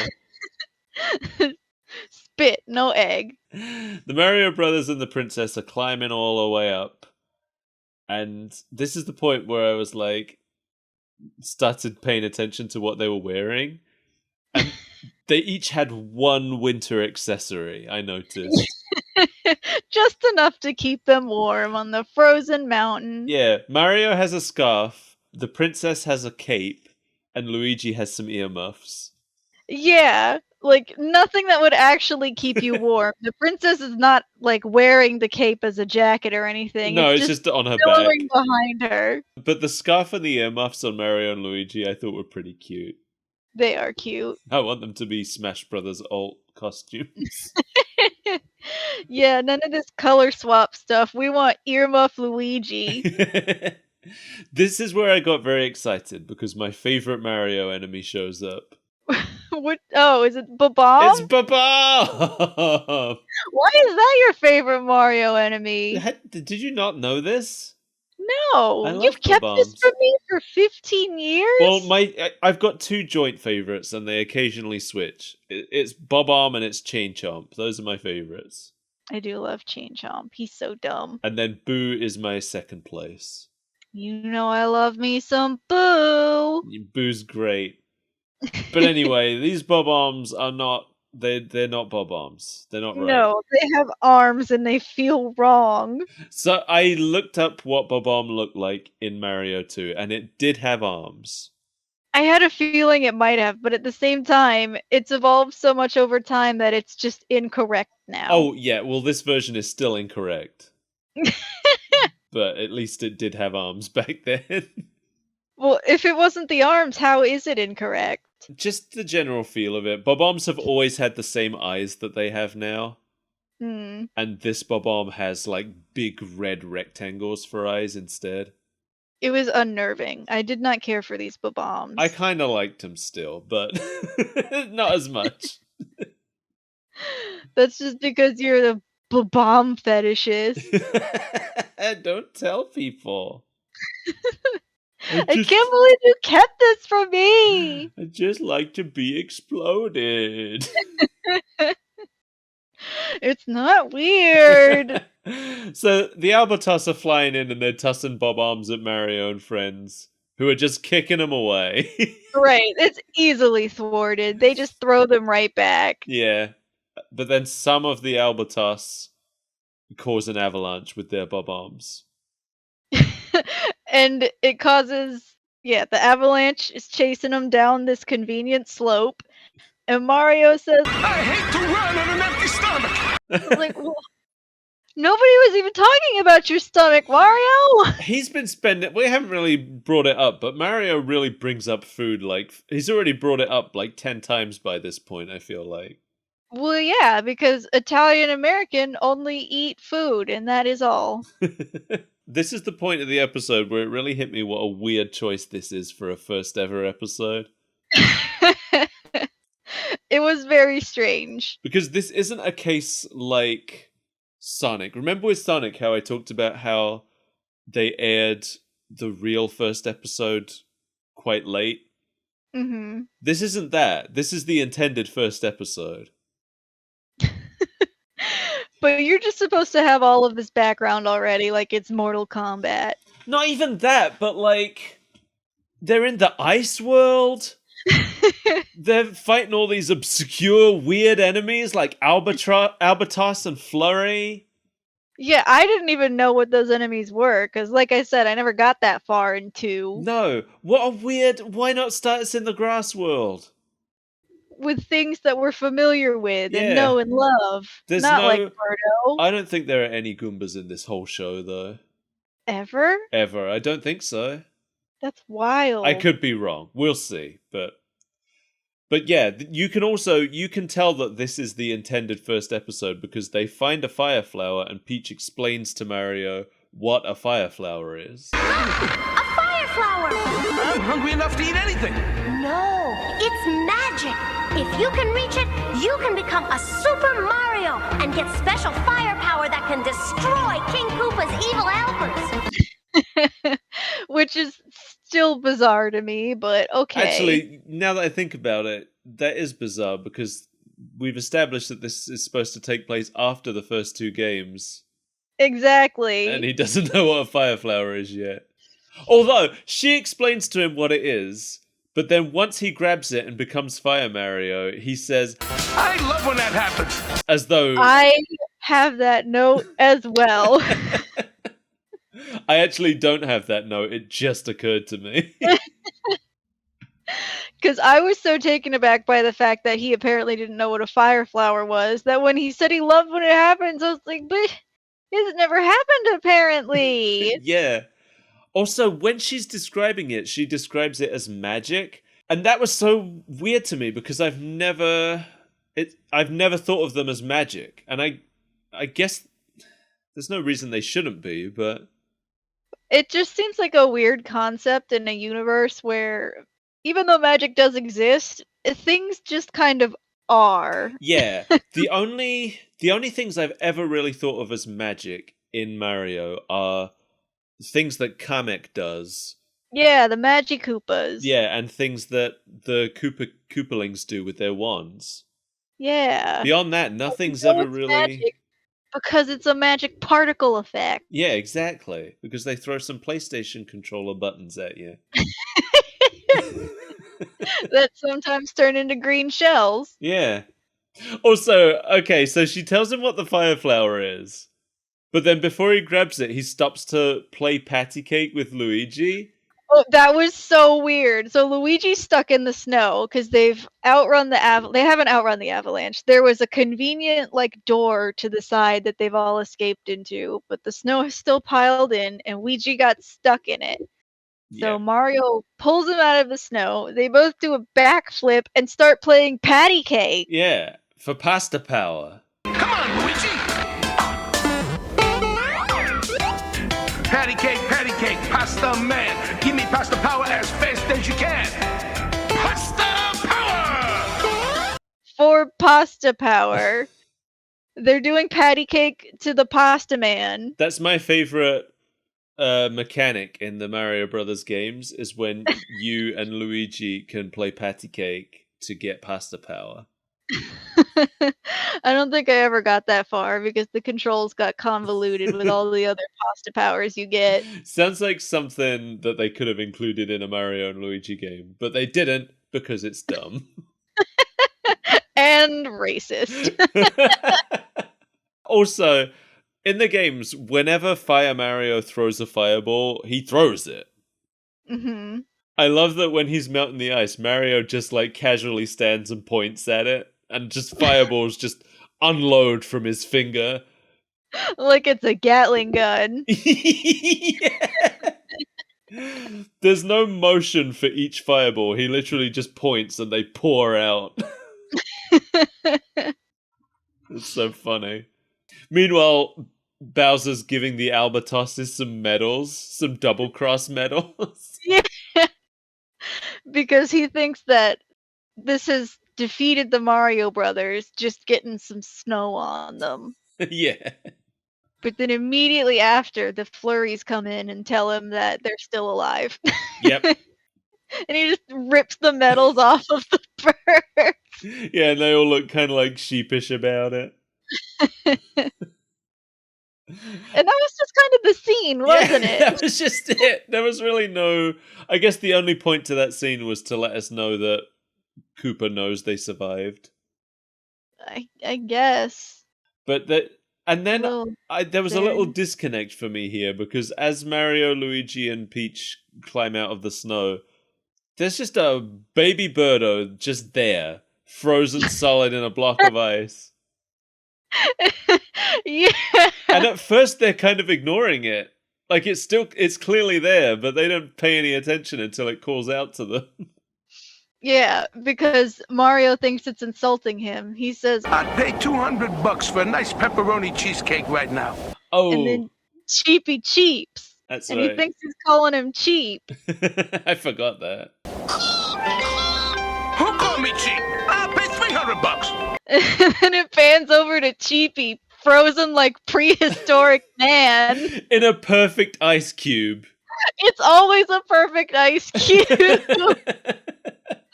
That is a trope that I love because it's so stupid.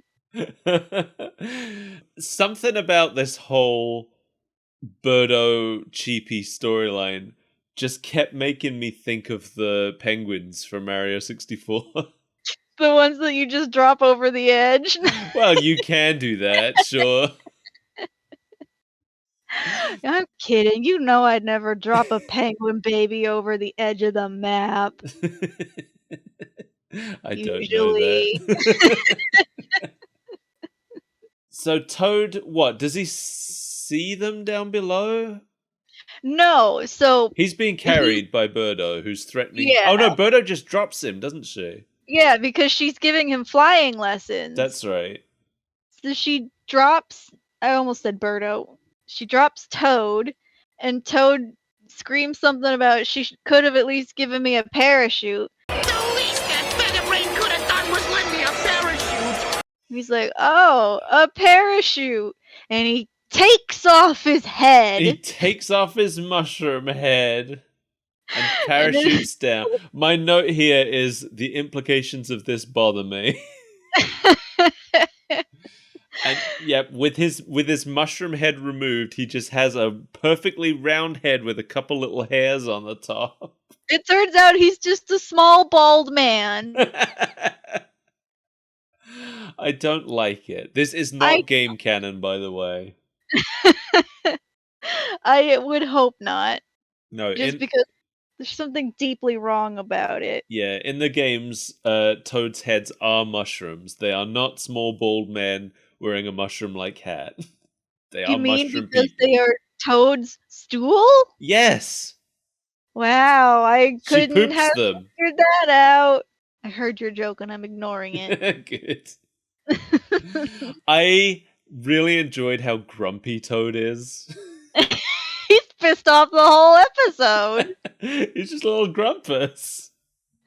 Oh my god, when he lands in their camp, that was the most bizarre scene to me because he's so excited that they've located the real Cheapy.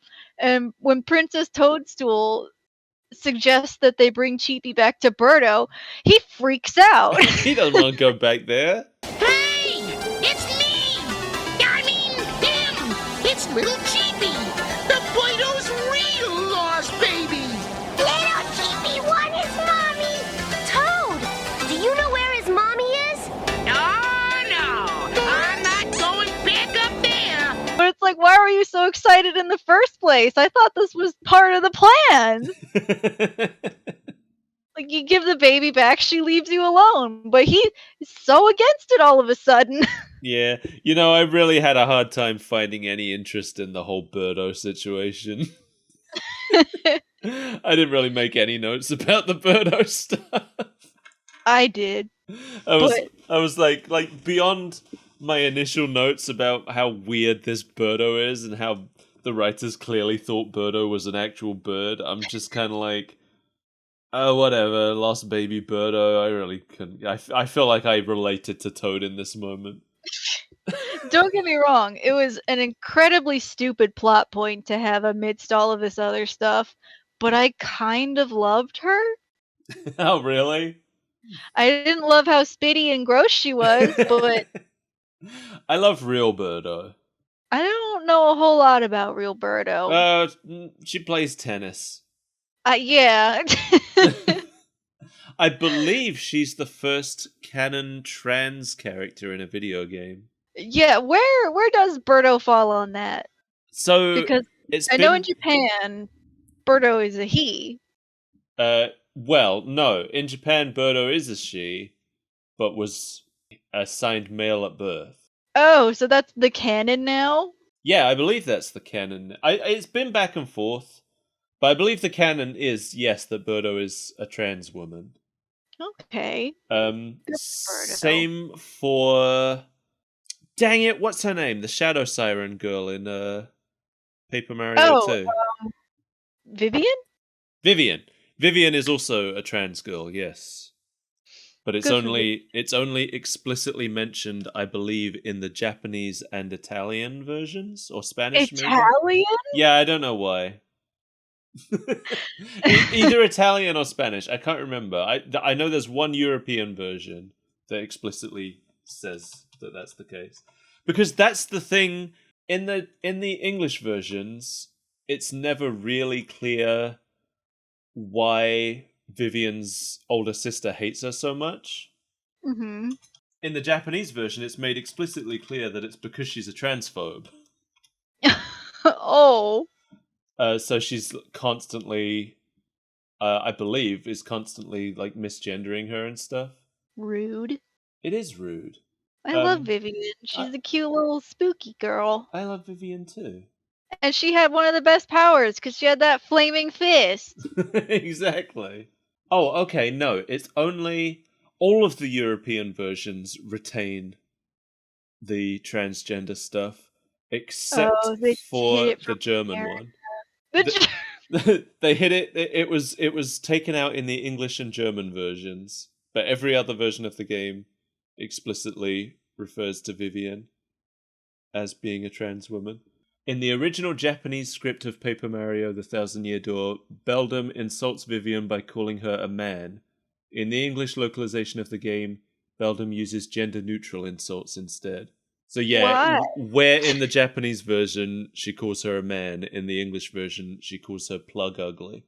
Okay. I guess because they just, for the English version, they wanted to avoid any... I mean, this game came out, 20 years ago? Nearly? It can't be that old. Don't tell me it's that old. I think it came out in 2004. Oh no.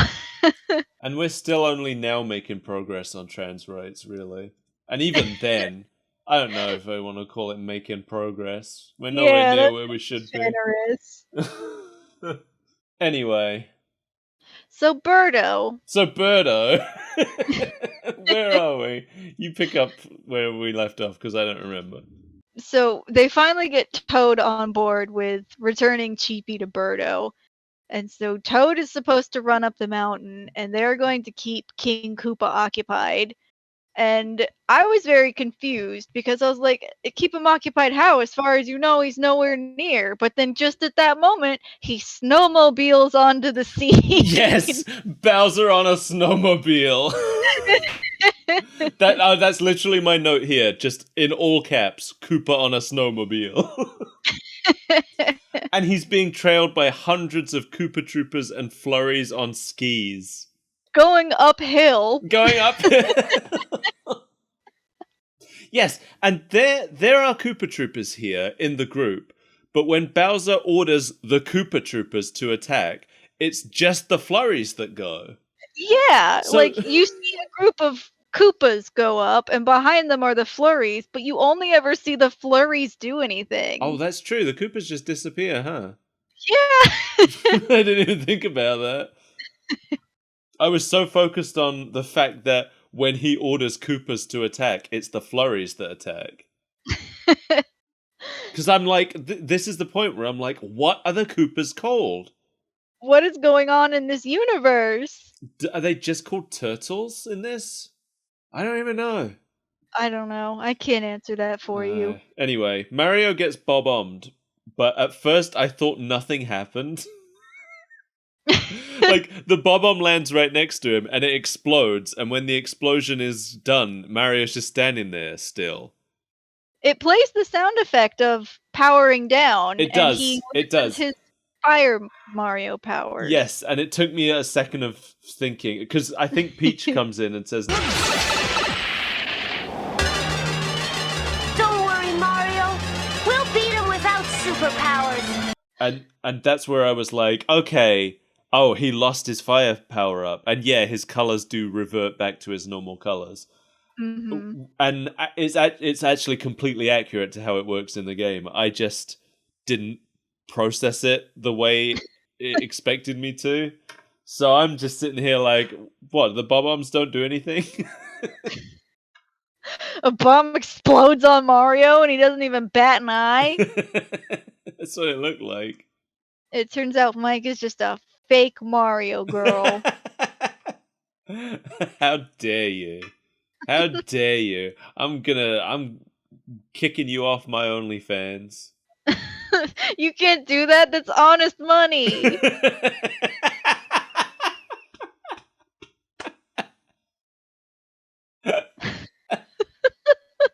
Oh, that really got me. It was because you had some like genuine pain in your voice. That's honest money. That's a legal transaction. You can't just kick me out.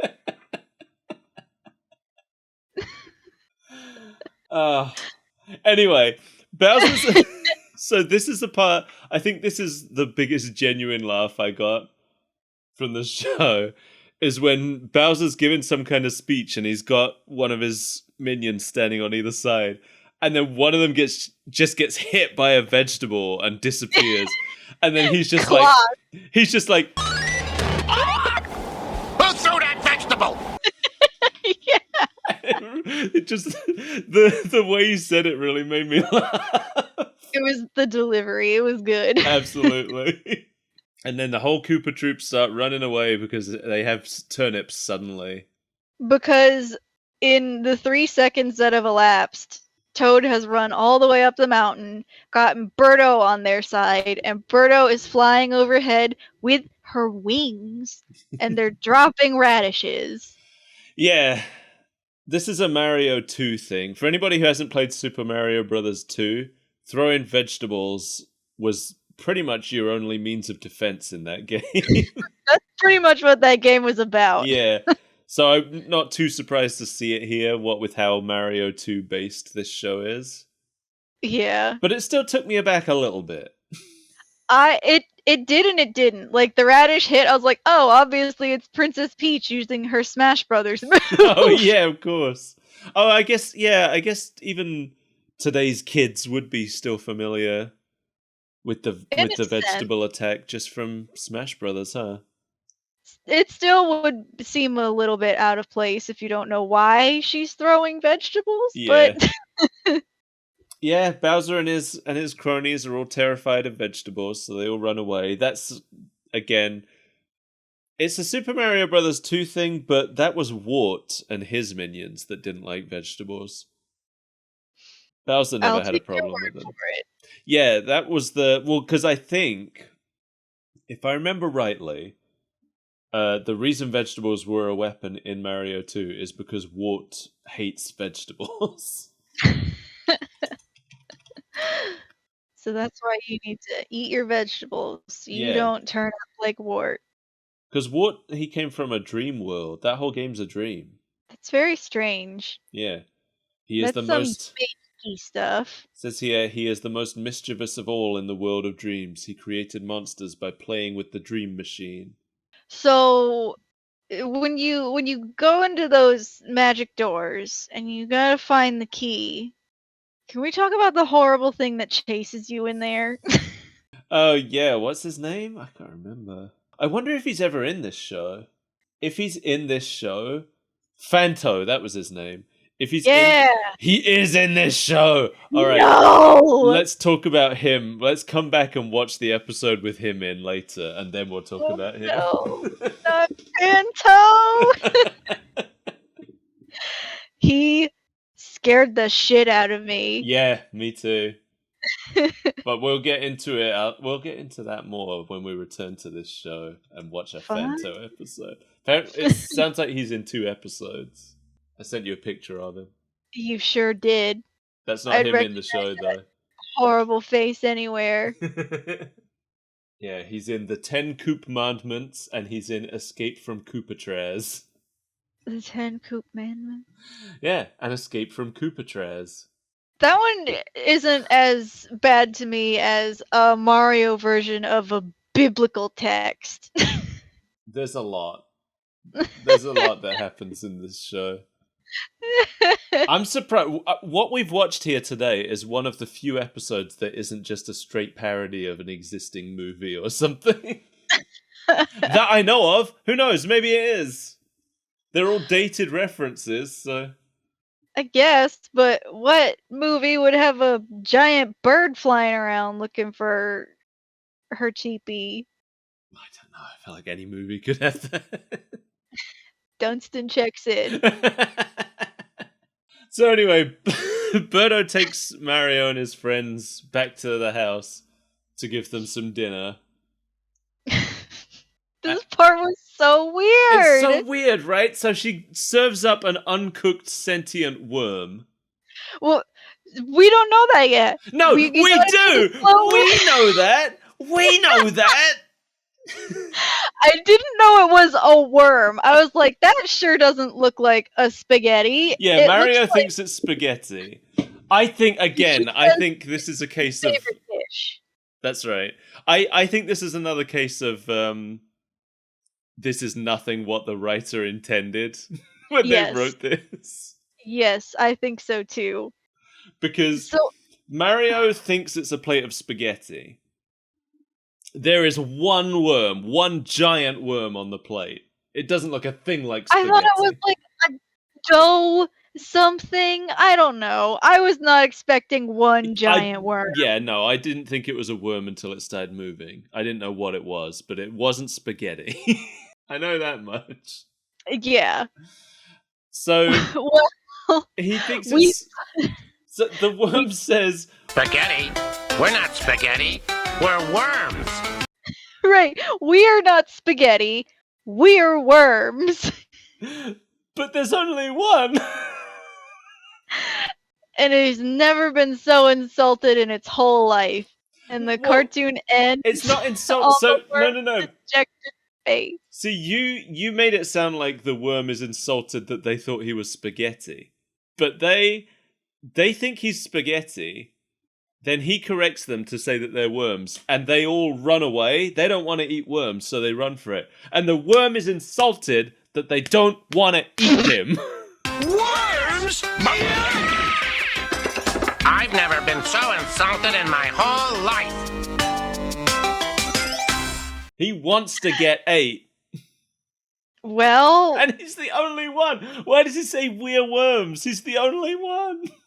It's a hive mind.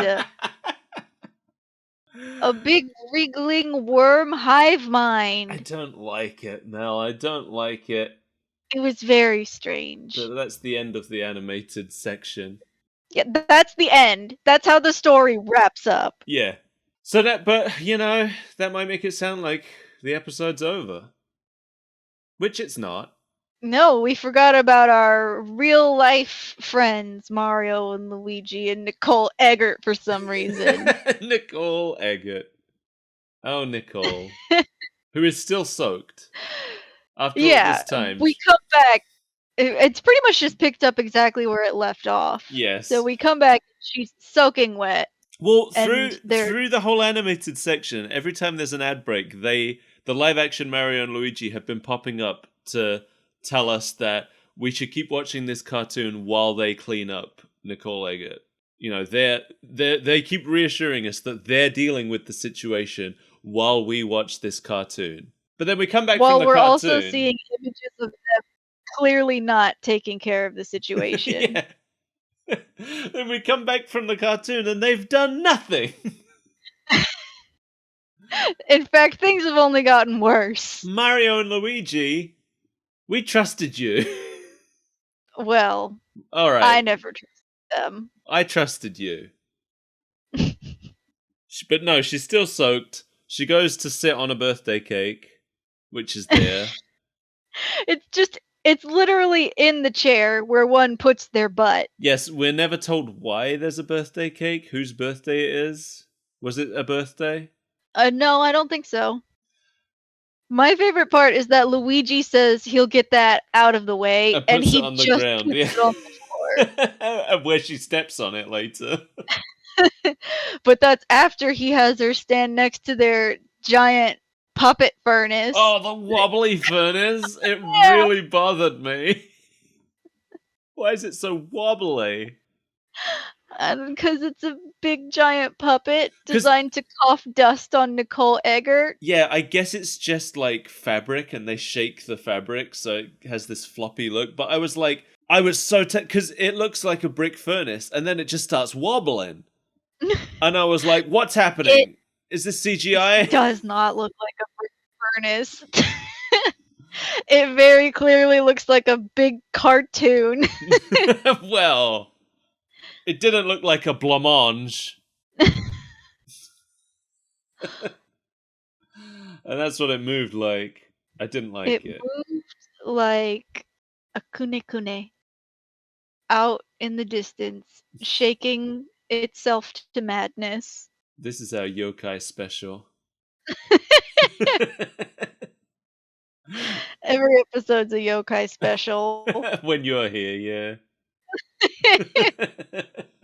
The wobbly furnace covers her in soot. She steps on the birthday cake. I think Mario says something like, your foot had a birthday or something. What's having a birthday? I don't know. I was very distracted by the fact that cake even existed. And then she sits on a pizza. Oh, was that a pizza? I thought it was spaghetti. Oh, it might have been. It was something saucy. It was something Italian. Yeah, and then a bunch of trash just falls on her. Yeah, she stands right under a trash chute. At that point, I was laughing. I was getting extremely uncomfortable. Oh, really? Yes. This is a real life woman. Like, she's not playing a character. She's allegedly herself. And they're just dragging her around this set and covering her in filth over and over. I'm sure she signed up for this, though. I'm sure she did, but it just felt really weird, especially when they slather birthday cake all over her. Okay, well, that part, we'll get to that part. Because, that part I didn't like. But at this point, everything happens in such quick succession here that I just couldn't help but laugh at it. Oh, guys, this is terrible. Oh, have a seat. Oh,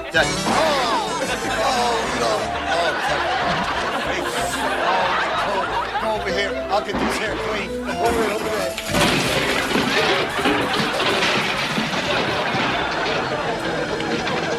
This is terrible.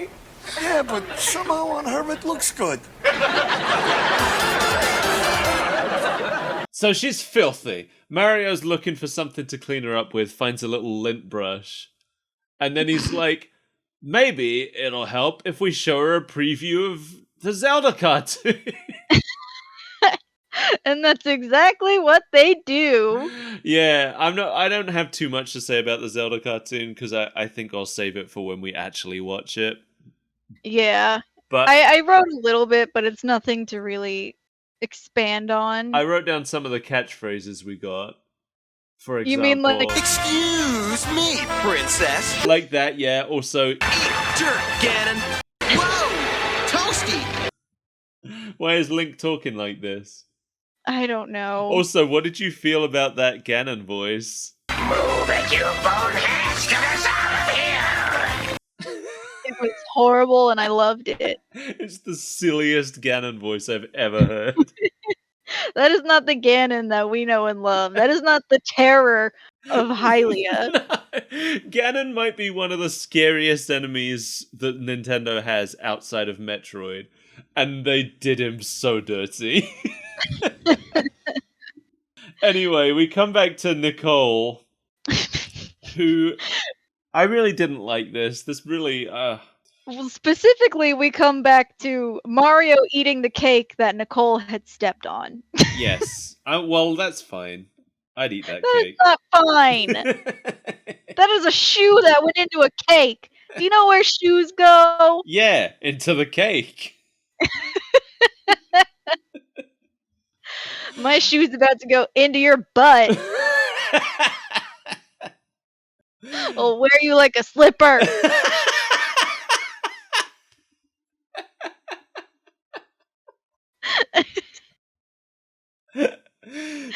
So Nicole tells them.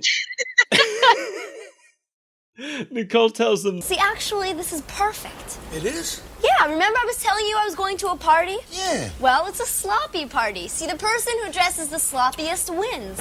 Right, that popular American concept of the sloppy party. I hate it. It's so weird. Weird. Because- She's like, it saves me the time of having to buy a costume. Also, like, up till this point, she's clearly been not happy about being dirty. Yeah, And then suddenly she's happy about it in this moment. they've broken her. Yeah. And then they just start slathering her with more slop while the audience laughs uproariously. Well, in that case.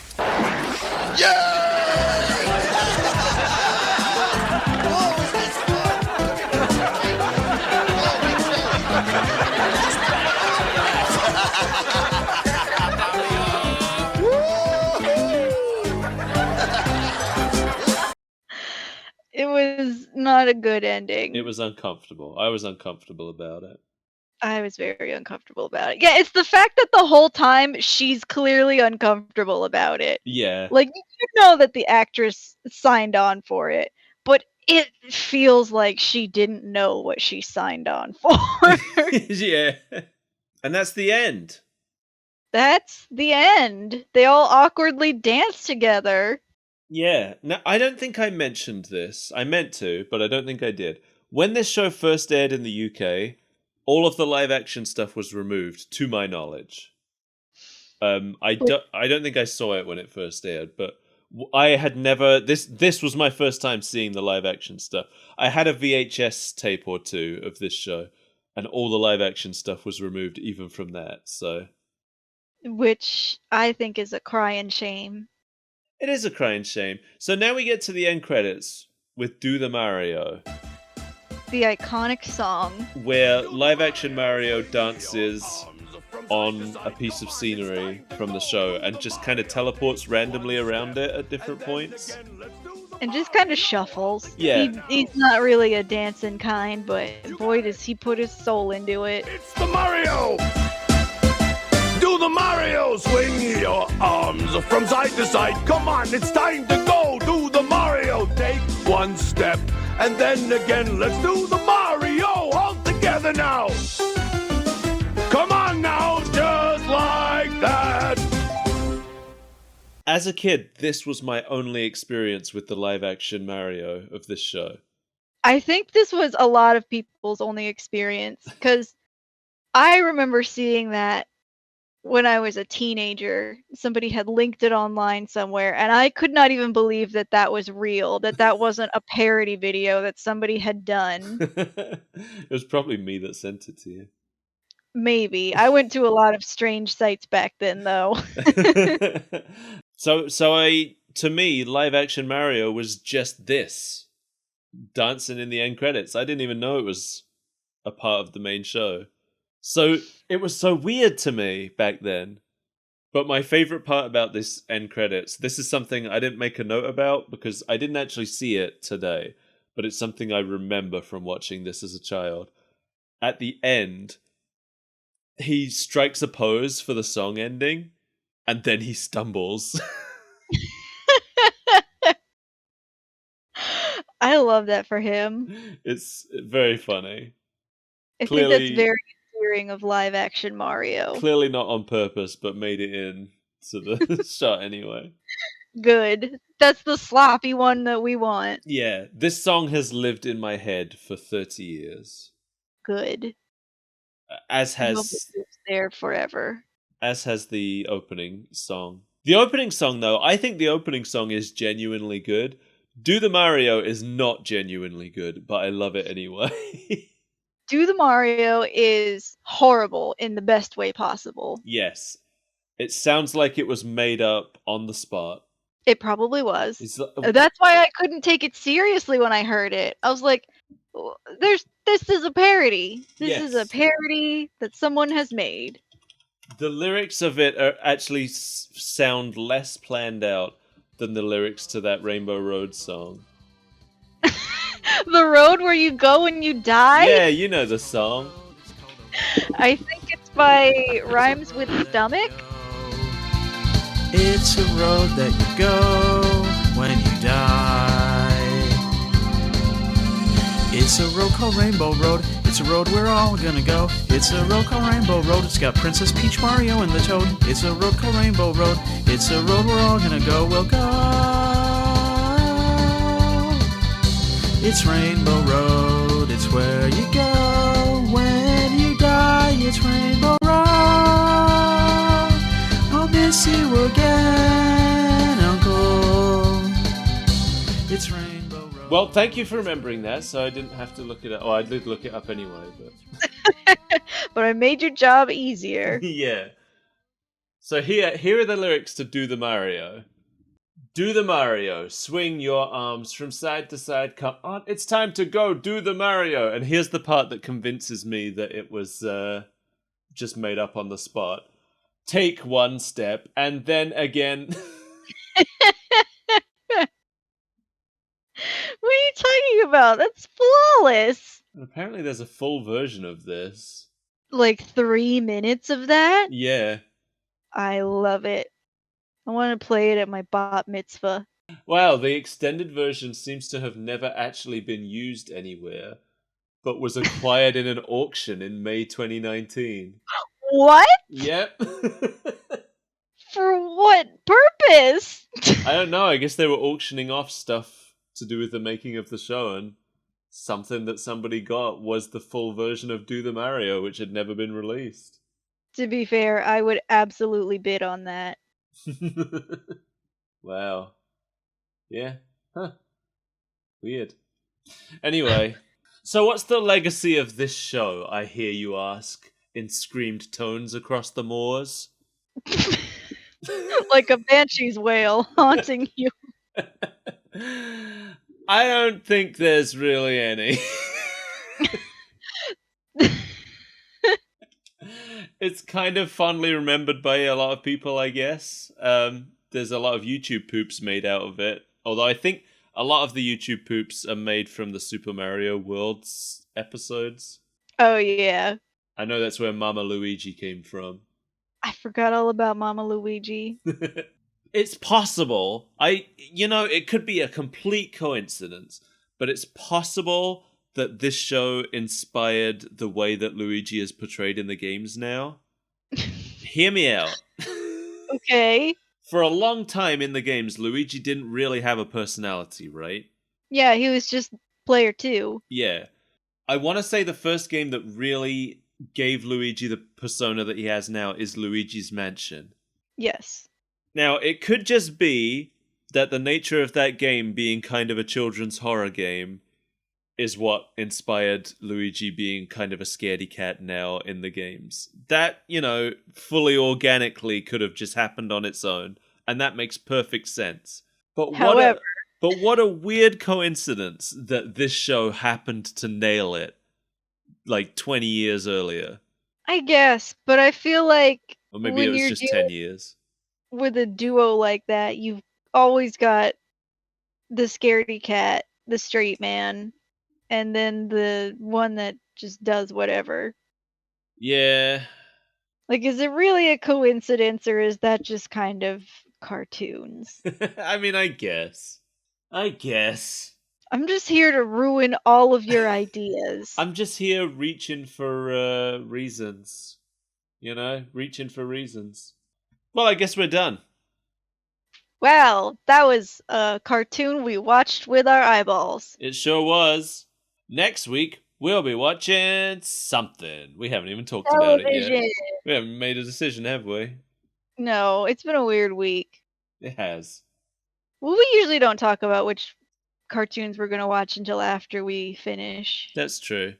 Thanks for joining us, everyone. Thanks Do the for Mario. being here while we talk to each other. Yeah.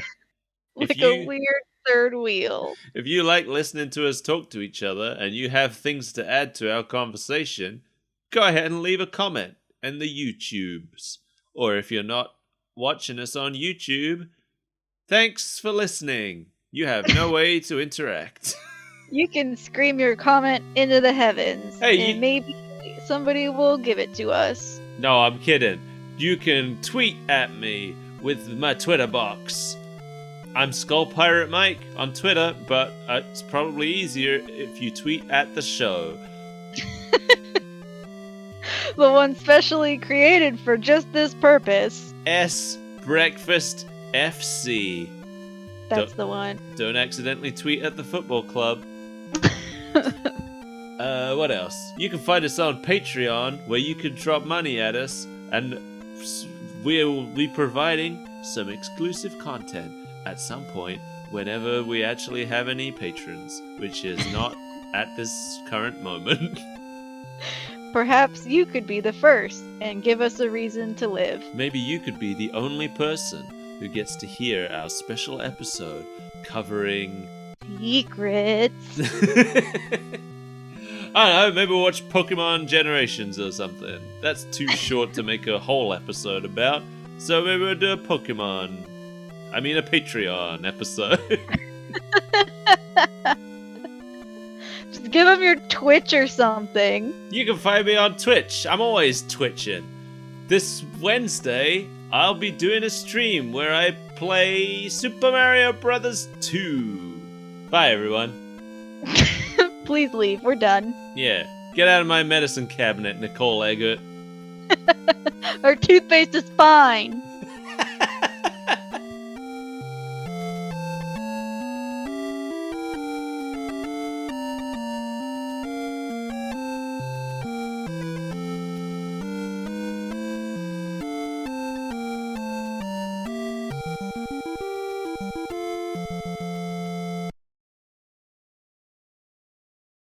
Because you were gone too long, I got into the chocolate like a dog. Good.